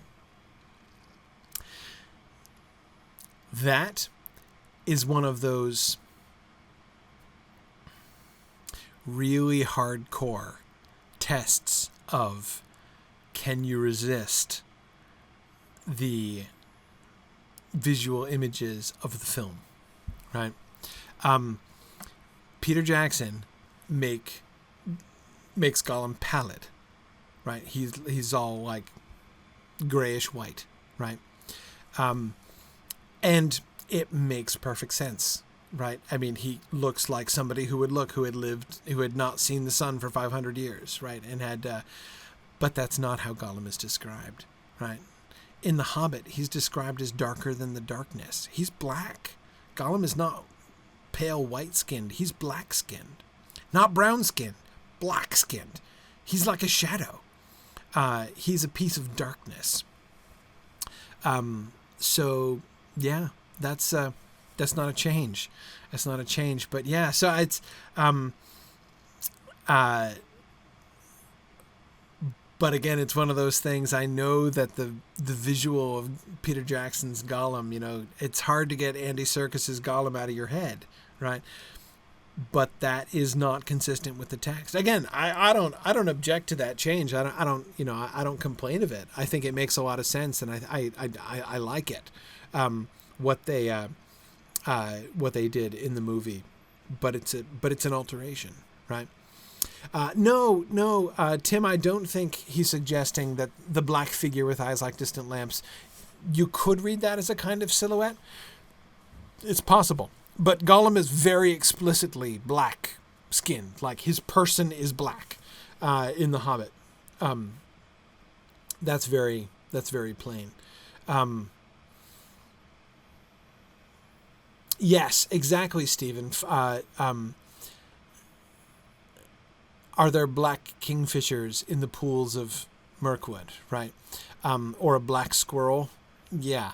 That's why they're talking about the escapes of Mirkwood, because they saw something up the trees, and they're not sure what it was, but the only thing they are sure of is that it was black, like the creatures who live in Mirkwood. Yeah, exactly. No, Gollum, there's no question. It's not a doubtful issue. Gollum is definitely black. His person is definitely black. Just wanted to draw attention to that because it's something that a lot of people, even people who know the text really well, I think it might be one of the most, of all of the things that are, altered from the text in the Peter Jackson films, I think that might be sort of the most subtle one, in the sense of how many people don't even realize that it's a change, right? Most of the other changes that Jackson made, good Tolkien readers are fully aware of the fact that it's not what Tolkien said, right? Even if whether they like it or not. But many people miss this fact. Anyhow, okay. So we're going to leave Frodo in a cliffhanger, and we're going to talk about Sam. Time to do Sam passages, because they're awesome. Okay. Sam's comments at the beginning. "Ah," said Sam, "growing bolder it seems." That is when they saw the eyes at night. "I heard him too, though I saw no eyes. He's after us still. Can't shake him off nohow. Curse the slinking varmint. Gollum. I'd give him Gollum if I could get my hands on his neck. As if we hadn't enough trouble in front without him hanging on behind." Let's pause for a second there. The one word that really jumped out at me most... Oops, sorry. The one word that most jumped out at me in that passage? Yeah. Varmint. Varmint. Everybody knows what a varmint is, right? Mike, you've got it. If you're thinking of Yosemite Sam, then Yosemite Samwise, then you've got it. Yeah, varmint. What a word, right? But it's an important word, and I think a really revealing word. And actually, I kind of wish that Sam had still called him a varmint in the published text. Yeah, a varmint it's vermin, right? It's a pest.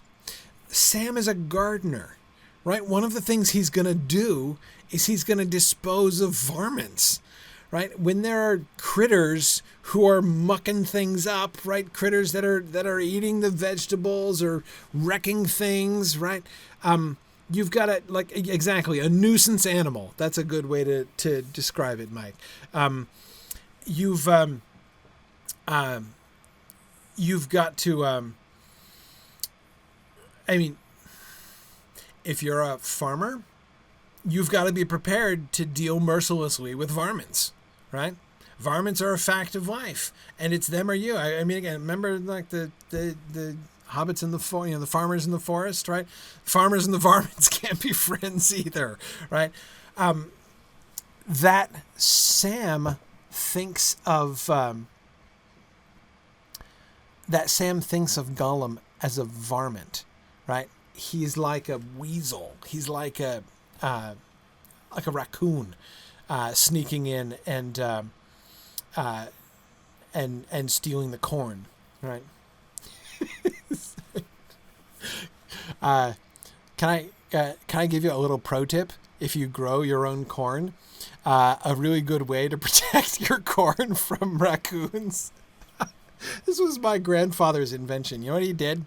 He had an electric fence around the corn, and I was looking at this one day, and I'm like, Grandpa, the raccoons could just walk right under that fence. Like, how does that fence stop them? And he looks at me and says, "At night, I wrap bacon around it." So the raccoons bite the bacon on the live fence. I heard one night, yows, running, screaming off into the distance. And I'm like, dang, okay. Say, you're a farmer. You got to find ways to deal with varmints, right? When you think of Sam's animosity to Gollum, right? He is against Gollum from the very beginning. And it's one of the things that has to be in any reading of the text a sort of qualifier, right? It's hard not to read the Two Towers and say, Sam is awesome, but he's really intolerant of Gollum, right? He's really impatient with Gollum. Here's Frodo trying to give him the benefit of the doubt, trying to, can he be redeemed? Can he be healed? Gandalf was hoping for it. Frodo seems to be hoping for it. And Sam is having none of it, right? And it's hard not to see this as kind of a negative mark on Sam's character, of course, culminating in the tragic moment when Sam wakes up and rejects Gollum in the very moment of Gollum's near repentance. But anyway, that was one word, varmint, really kind of changes that for me in some ways, or at least kind of recontextualizes Sam's attitude, right? Now, again, it's not to say that it makes it more handsome. Gollum is not just a varmint, right? He is, to use C.S. Lewis's word, now, just like Frodo and Sam are, right? So for him to look at Gollum and think that he is to Gollum as, farmer is to raccoon is not correct, right? That is not a right way of looking at things. So again, I'm not saying that it makes everything better, but it at least gives me another sort of frame of reference, if you see what I mean, another model for understanding how Tolkien, his protectiveness of his master, his assessment, Mike, as you say, that he knows that Gollum is going to bite the hand that feeds him. And Tony, you're right. He thinks that Sam is going to betray, or that he thinks that Sam thinks that Gollum is going to betray them, and he turns out to be perfectly correct about that. Though again, I'd qualify that with saying, and he partially helped that to happen, right? By the way, would Gollum have betrayed them had Sam not acted like that in the first place? There was at least more of a chance that he wasn't gonna. But anyway, whether it would have happened or not, who knows? But anyhow, the word varmint really just kind of helps me at the beginning to see how he views him, and also interesting in thinking back to Frodo, what we were just seeing about Frodo's fear of Gollum, right? The power relationship between Frodo and Gollum. Gollum has all the power. Frodo's terrified of Gollum, right? He's armed, he's armored, he's running away. The instant he sees Gollum, he's freaked out by Gollum. Sam, not freaked out. Sam is annoyed, right? Curse the slinking. He's a slinking varmint, right? Sam, far from running away as soon as he sees him, wishes he could get his hands on him, right? The problem is he's elusive and hard to keep out, like a varmint, right? Several of you are talking about the fact of varmint being an Americanism. I mean, the fact that I, too, might associate the word varmint with Yosemite Sam from Looney Tunes. Certainly, I mean, it sure sounds American when Yosemite Sam says it. Can somebody look that up? Somebody got the OED or something? Is varmint in the OED? Please, somebody tell me that the word varmint is in the OED. And if it is, where does it come? Is it American slang originally? Is this like the kind of slang that I'm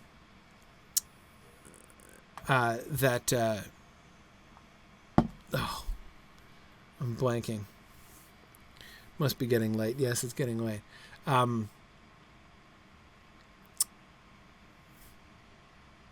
my goodness.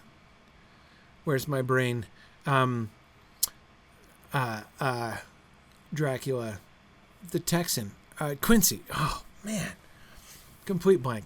It sounds like the kind of slang that Quincy Morris might well have brought over to England, right? Okay, Tom, you've got its first use in 1539, huh? Wow. Variation of vermin. Okay, yeah. All right. 1539, that makes it English, right? So Yosemite Sam is the one who borrowed it. Yeah. He says it's North American? I bet they popularized it in North America. But if it's attested in 16th century English, see, there you go. There you go. Yeah. Figures. See, this is exactly the kind of mistake that Tolkien is unlikely to just make a mistake about, right? I mean, you had to know that it had to have its origin in, like, the 16th century at least, right? At latest, that is to say, right? You think Tolkien is going to use a word in his book that has its origin in English later, or, later than 1600? Come on now. Right? Very rarely. Very rarely. That's why tobacco gets the boot. But anyway, that's why that's literally why he doesn't use the word tobacco in. It's why he shifted to pipe weed. Anyway. Yeah. So I have no doubt that varmint was probably used more widely in North America. But interesting. Okay. Anyhow. All right. It didn't do the second half. If only I dared to use the ring, muttered Frodo. Maybe I could catch him then. Don't you do that, master, said Sam. Not out up here. He'd see you, not meaning Gollum either. I feel all naked on the east side, if you understand me, stuck up here on the skyline with naught but a big flat bog between us and that shadow over yonder. He looked hurriedly over his shoulder towards the east. We've got to get down off it, he said, and today we're going to get down off it somehow.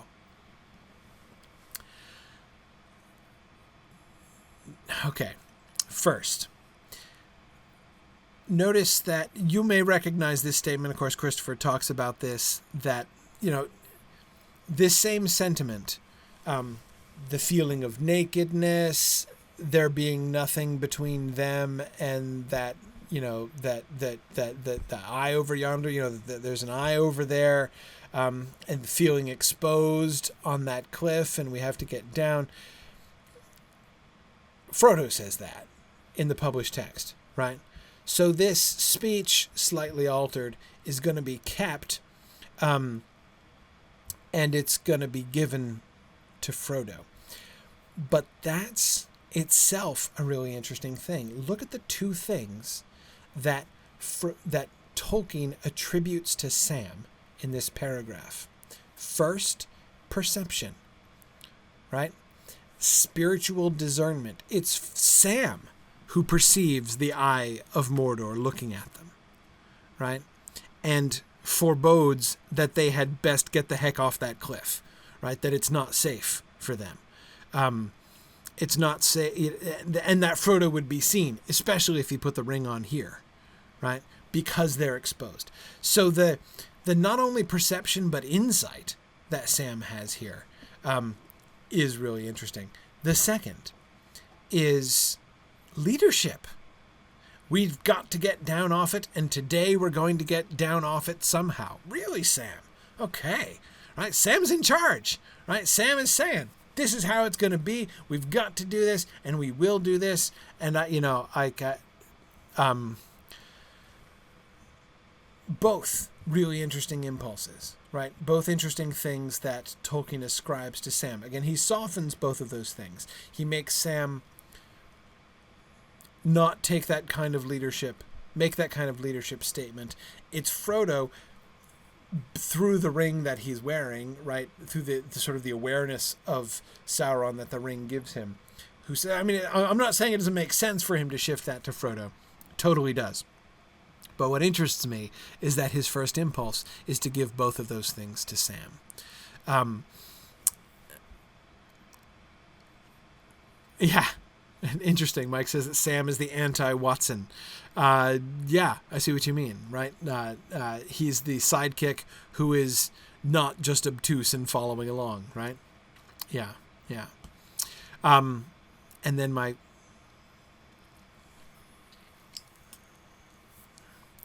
Okay. Nay, Mr. Frodo, me first, cried Sam. Why so eager, said Frodo. Do you want to show me the way? Not me, said Sam, but it's only sense. Have the one most like to slip lowest. I don't want to slip, but I don't want to slip and come down atop you and knock you off. But I'd do the same to you. Then you'll have something soft to fall on, said Sam, throwing his legs over the edge and turning his face to the wall. I love that line. Then you'll have something soft to fall on. The humor, the self-deprecation, that he's not just fretting, he's joking about it, right? The hobbitry, Nancy, right? I mean, this is just lovely, right?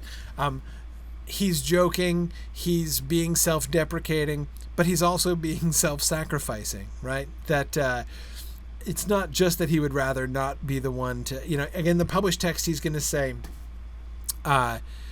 it's just sense. Put the one lowest as likeliest to fall, right? So that he's just wants to make sure that he doesn't take Frodo with him because he feels he's all pessimistic in the book, in the published text, right? And he's feeling sure that he's going to fall. Sam, in the published text, throughout this whole passage, is just kind of wet blanketish until we get to the rope, right? And then his faith in the rope sort of flares up and changes the attitude, changes the dynamic from him just being kind of a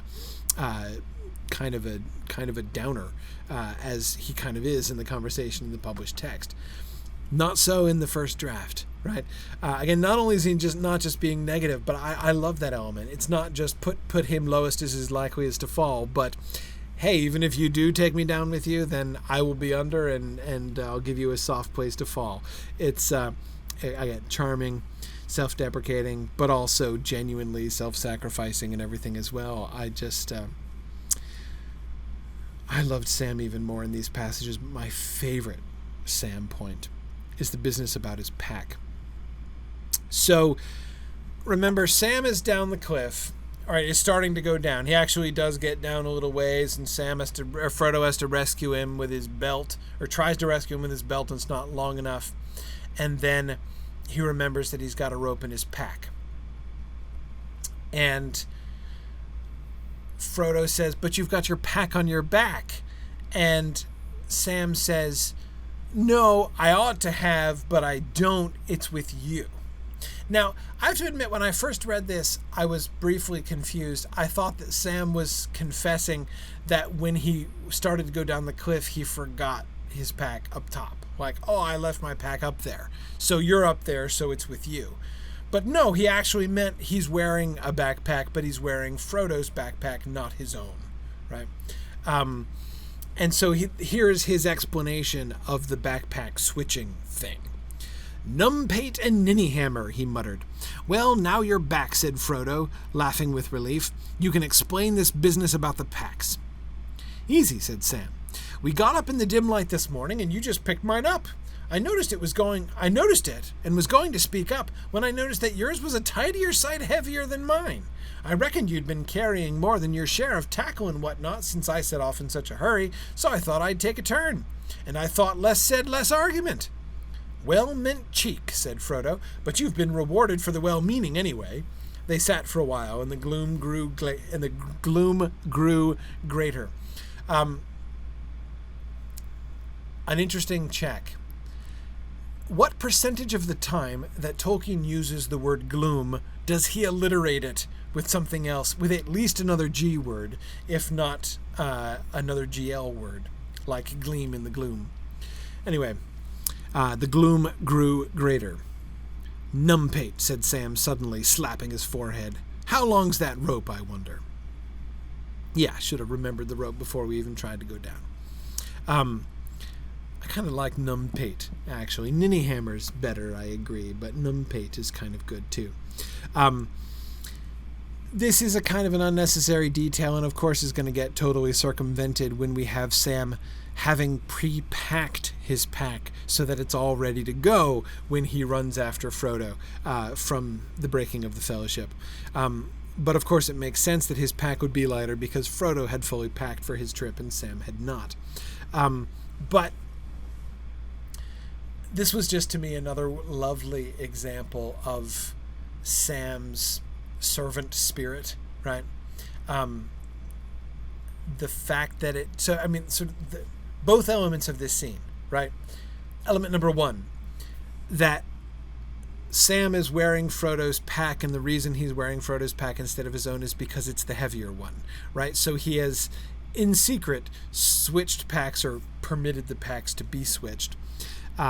Because he wants to take more of the load for Frodo's sake.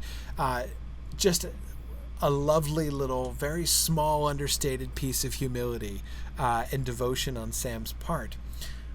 But of course, the second element is the really important one, which is, as Frodo points out, the well-meaning element, right, of his action.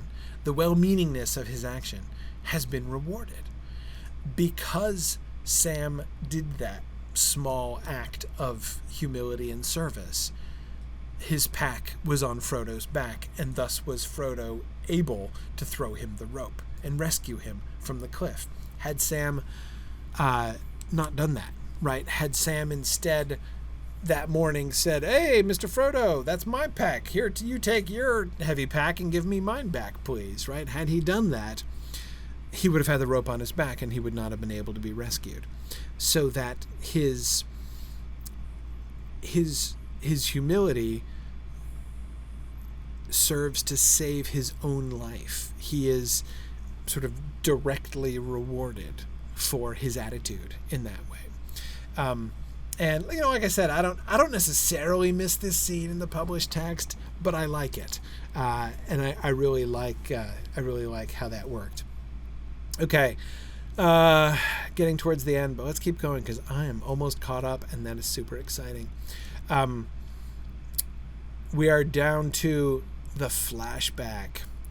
Whew, I'm so relieved. I made a reference to this in last night's class. I said we were going to talk about it tonight, and then as soon as I did, I'm like, and that's like slide 16, so who knows if we're going to get to it, but by golly, we have. So this is of course in the taming scene when Frodo is looking at Gollum and he has that flashback to Gandalf's words from chapter 2. "No," said Frodo, "we must kill him right out, Sam, if we do anything. But we can't do that, not as things are. It's against the rules. He's done us no harm." "But he meant to. I'll take my word," said Sam. "I dare say," said Frodo, "but that's another matter. Then he seemed to hear a voice out of the past saying to him, "Even Gollum, I fancy, may have his uses before all's over."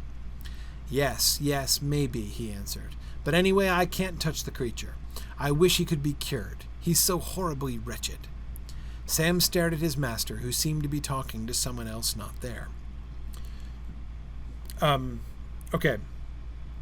So, and then of course Christopher reminds us that in chapter 2 what Gandalf had said was, yes, he deserves to die, and I don't think he can be cured before he dies, yet even Gollum might prove useful for good before the end. So, the initial flashback. Point 1 about the flashback is that initially the flashback is to something that actually is in the previous scene, right? To Gandalf's actual words about him not being cured. So notice Frodo's flashback is more than just a quote, right? Even Gollum, I fancy, may have his uses before all's over, which is only an approximate quotation of Gandalf, but Gandalf does say that, right? And yet we can see him mulling over more of that conversation, right? I wish he could be cured, for instance. But of course, most importantly, the pity that he has for Gollum. I wish he could be cured. He's so horribly wretched, right? That insight, that perception, that pity that he feels for Gollum, seeing how miserable, how wretched he is. Now he understands what he didn't understand when he was talking to Gandalf about Gollum in chapter 2.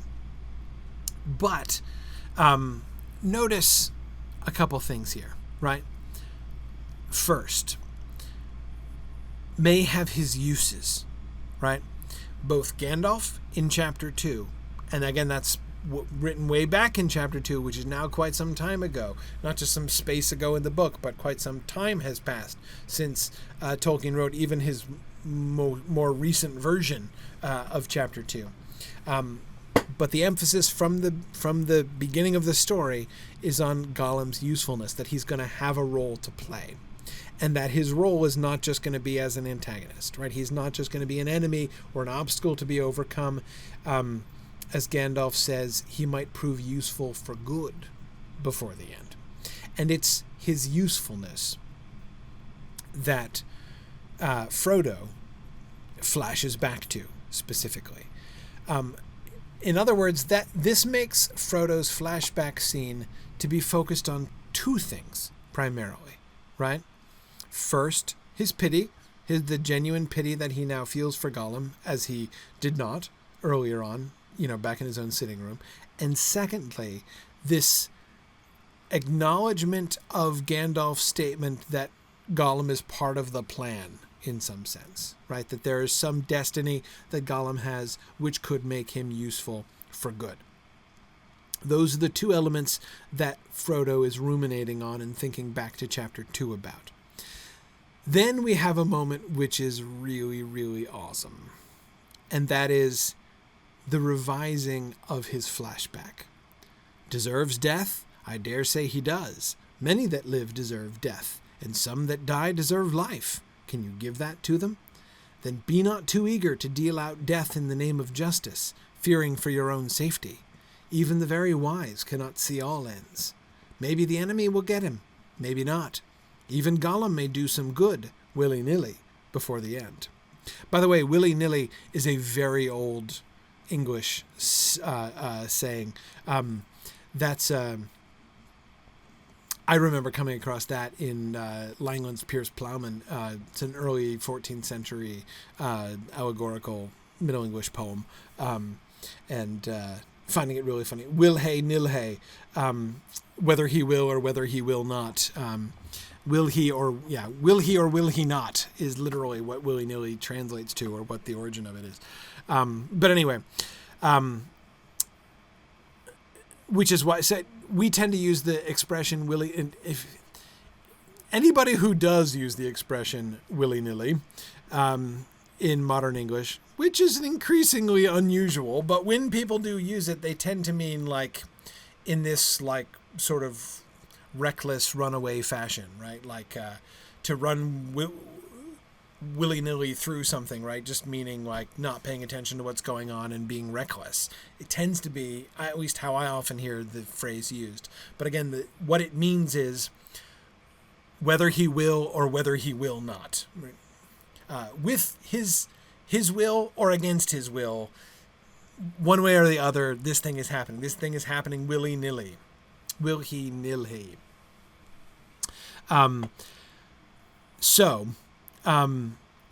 Anyway,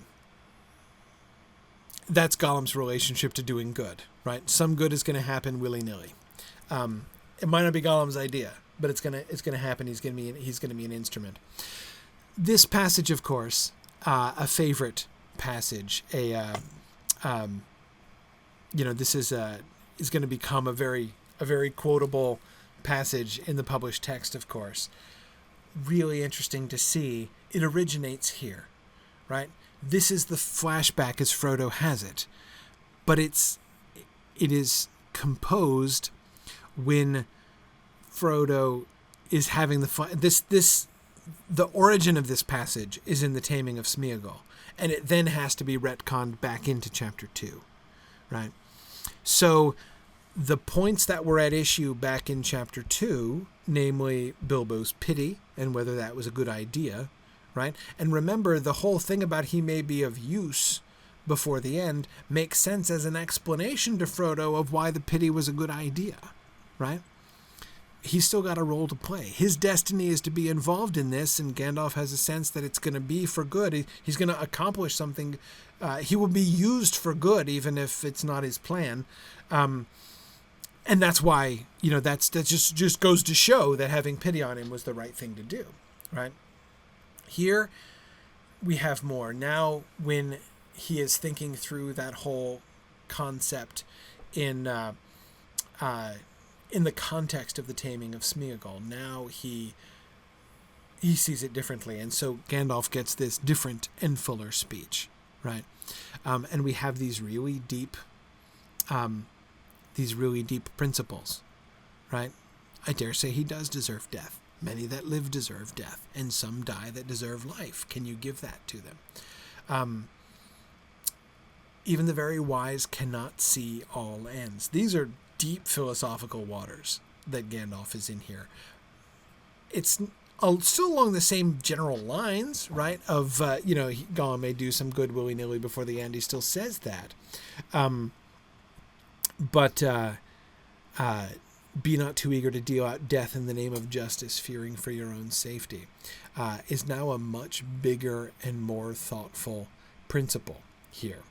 But it's born here. It's born when Frodo actually confronts Gollum, and this experience that he has, because notice that the dealing out death in the name of justice, right, is now relevant when Frodo himself is in the position of judge and executioner, right? He's just said, if we kill him, we have to kill him outright. So it's not just, now that I look at him, I pity him. I'm feeling spontaneous pity in looking at him. I mean, that is what's happening, but it's not just that, right? The whole thought process that Frodo has at this time is, should I off him, right? Should I stab Gollum to death right here, right? Should I stab the vile creature, put his eyes out, kill it, right? There I'm quoting The Hobbit, Bilbo's thought when he finds Gollum blocking the tunnel. And he decides, no, I can't. But it's Gandalf's, it's the recollection of Gandalf bringing this up that really makes it, that really brings it forward. So just a really fun moment to see that the flashback, you could say, Jennifer, that in chapter 2 Gandalf is having a flash forward there, right? He's having an anticipatory, he's having a prescient flashback to what he's going to be remembered to be saying later on. Absolutely. Okay. And last, when Gollum said, Smeagol will swear on the precious, there followed, both in initial drafting and in the manuscript, Frodo stepped back. On the precious, he said? "Oh, yes. And what will he swear?" "To be very, very good," said Gollum. Then crawling to Frodo's feet. This was changed at once, again both in draft and manuscript too. Okay, pause a second. First impulse. What's his first impulse in drafting and manuscript? The very first thing that Tolkien thinks is that when Frodo hears him say on the precious, Frodo's like, "Yeah, that'll work." Right? "Yeah. Oh yeah, on the precious. Great idea." Right? So that Frodo's first thought is to exploit the power of the precious over Gollum. Right? Because, I mean, he was in a pickle, Frodo was. Right? How can he possibly... He doesn't want to stab him to death. That seems like the wrong thing to do. So what can you do? Right? What promise can he make that he can trust? Right? I mean, he can keep saying that he's going to be good, right? But why on earth would you believe this varmint, right? So the idea that Frodo's first response is to kind of latch onto it, right?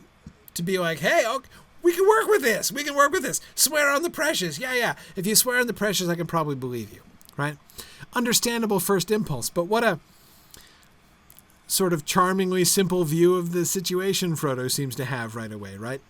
But so very quickly, Tolkien changes it. Frodo stepped back. "On the precious?" he asked, puzzled for a moment. He had thought that precious was Gollum's self that he talked to. "Ah, on the precious," he said, with the disconcerting frankness that had already startled Sam. Draft text that surprised and alarmed Sam, and still more Gollum. "One ring to rule them all, and in the darkness bind them. Would you commit your promises to that, Smeagol?" Okay, let's unpack this a little bit. So, having first had the impulse to have Frodo be all about swearing on the precious, right? Finding this to be like, the cutting the Gordian knot of his difficult situation, right? Having moved away from that response by Frodo, we have him be confused. And Stephen, I absolutely agree with you. There is perfectly sound justification for Frodo's confusion, right? Why should he be confused? Because he's read The Hobbit, that's why. And in The Hobbit, the precious is himself. He doesn't mean the ring when he says precious, at least not most of the time in The Hobbit. And Stephen, of course he would think that way, right? Because what does he know about Gollum? He's read Bilbo's account, right? Frodo's read The Hobbit, so of course that's what he thinks. So we have Frodo's cheerful and rapid willingness to exploit Gollum's connection with the ring. We have that replaced by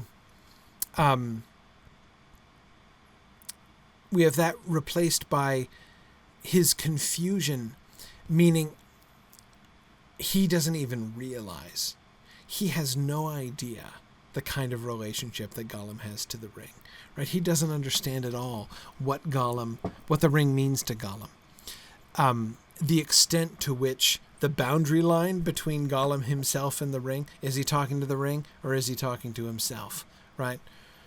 Is there a difference between the ring and himself, right? The way in which Gollum's whole sense of self and identity, his whole world is wrapped up in the ring. Frodo has never gotten that at all, right? And I kind of like the puzzlement here, because it shows that this idea is just the sort of the horror of Gollum's existence. It's part of the pity thing, right? The full horror of Gollum's existence is just sort of sinking in to Frodo here. Now, this other passage I find a little confusing. I mean, not the last bit, when he quotes the ring verse and then says, "Would you commit your promises to that, Smeagol?" Right? So, far from the comparatively uncomplicated response he has the first time, the second time he's like, "Yeah," okay. He's like, "Well, gosh, think what, look before you leap here, Smeagol," right, so to speak. Would you commit your promises to the? I mean, you do know what the precious is, right, and what it's like.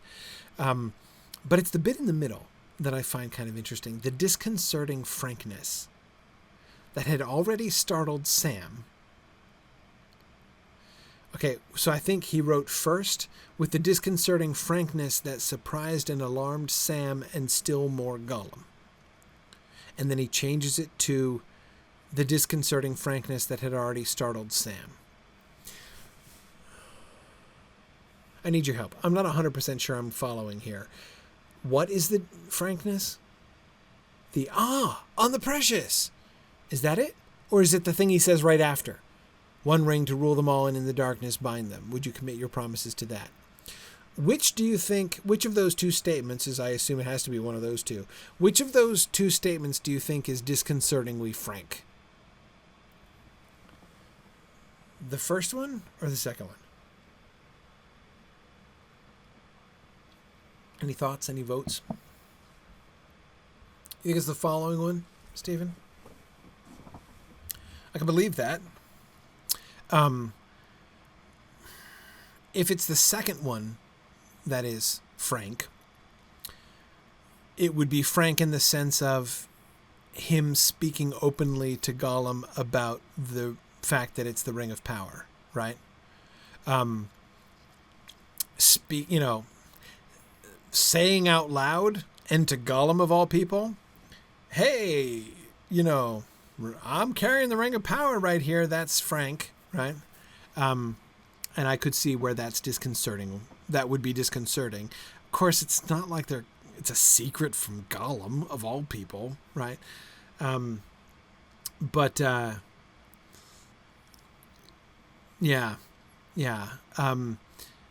I can see that. But see, I agree, Jennifer and James Liebacher. James says it really well. James says it feels like it should be the second one, like it should be the quoting of the ring verse and stuff that is disconcerting. But he says but I don't understand already. And I agree, that had already startled Sam. That really does make it sound like it's what he said before that was disconcertingly frank. On the precious. I don't see how that's either frank or disconcertingly so, right? Is it because Frodo is speaking his thoughts out loud? Because he is being so transparent about his own thought process on the precious? On the precious. Are good masters not supposed to talk like that? Is he supposed to be keeping his own counsel and just making out like he already understands everything? Because that's what the master is supposed to be doing. And so it's disconcerting to Sam because he is sort of displaying or revealing the fact that he is that he doesn't that he doesn't understand, and that's the only way I can understand on the precious as being disconcertingly frank.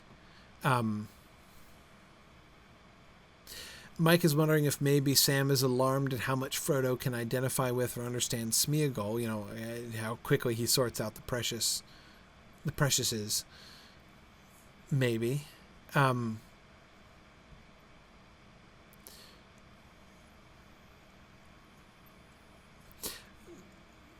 See, Tomas, I could see Sam being disconcerted at Frodo. Sam has already been disconcerted by Frodo talking to himself, right? Tomas is recalling, of course, the line back here. Sam stared at his master, who seemed to be talking to someone else not there, right? That's disconcerting. But Tomas, my problem is that's not disconcerting because it's frankness, right? Frankness means to speak bluntly and openly something which someone might have expected to be concealed or restrained, right? So yeah, talking to somebody who isn't there is disconcerting, but it's not disconcerting frankness. That's disconcerting craziness, right?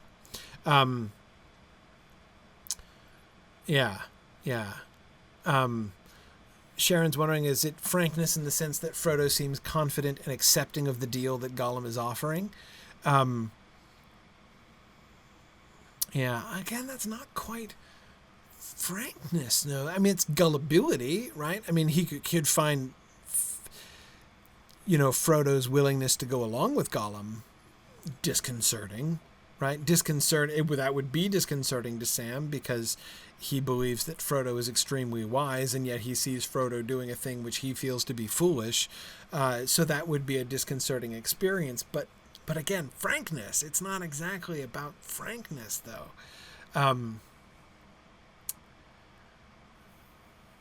Yeah, John Caldwell says maybe Sam fears Frodo will actually pull out the ring for Gollum to swear on. Maybe. Yeah, I don't know. I mean, I don't know. I don't want to spend too much time trying to parse a phrase that Tolkien's going to cut, right? And perhaps he cut it because it wasn't really clear what it was referring to, and he was not succeeding in expressing, the thing that he was trying to express here. But,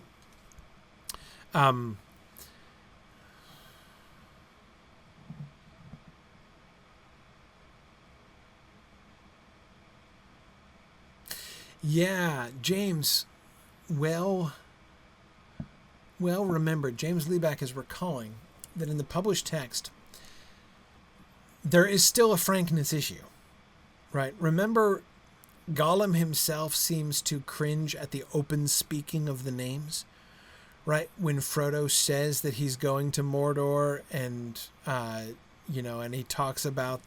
he openly talks about the enemy wanting the ring and that he's trying to get to Mordor. That's disconcerting to everybody for Frodo just to be like, okay, hi, Mr. Spy, who's been following along and dogging our heels and everything and tracking us. I'm going to tell you the whole plan, right? We're going to Mordor and I've got the ring and I'm taking the ring to Mordor and it's all good. That's disconcerting to Sam, and it seems to be disconcerting to Gollum in a different way because Gollum is so used to being devious and sideways and sneaking that the open speaking of them, just flat out talking about this stuff seems to bother him. So could the disconcerting frankness that had already startled Sam be that? Or, James, to say that same thing in a different way, could that passage in the published text be a recollection of whatever that frankness was that Tolkien is pointing to here in the drafted manuscript? That seems likely to me. That seems the likeliest thing I've heard, though again, it's not exactly the stuff right here in this passage, but okay. All right, we are caught up, everybody. We have come to the end of the chapter assigned for today. We are 0 slides behind. See, you guys were making fun of me of not finishing my slides on the very first day, and we've been playing catch up ever since there. But you see, I'm getting a little bit better at making up these schedules. Wasn't quite so rosy in my schedule making as I was when I did the Return of the Shadow. Not bad, right? Moving along. Okay. So we'll continue for next time, 2 more chapters, if I remember correctly. But of course, it's now super easy to look up on the new Mythgard. The Mythgard Academy has been offering in-depth discussions of awesome books and films since 2013, completely free to attend and free to download. If you've enjoyed our discussions and would like to help them continue, please consider donating at Signum.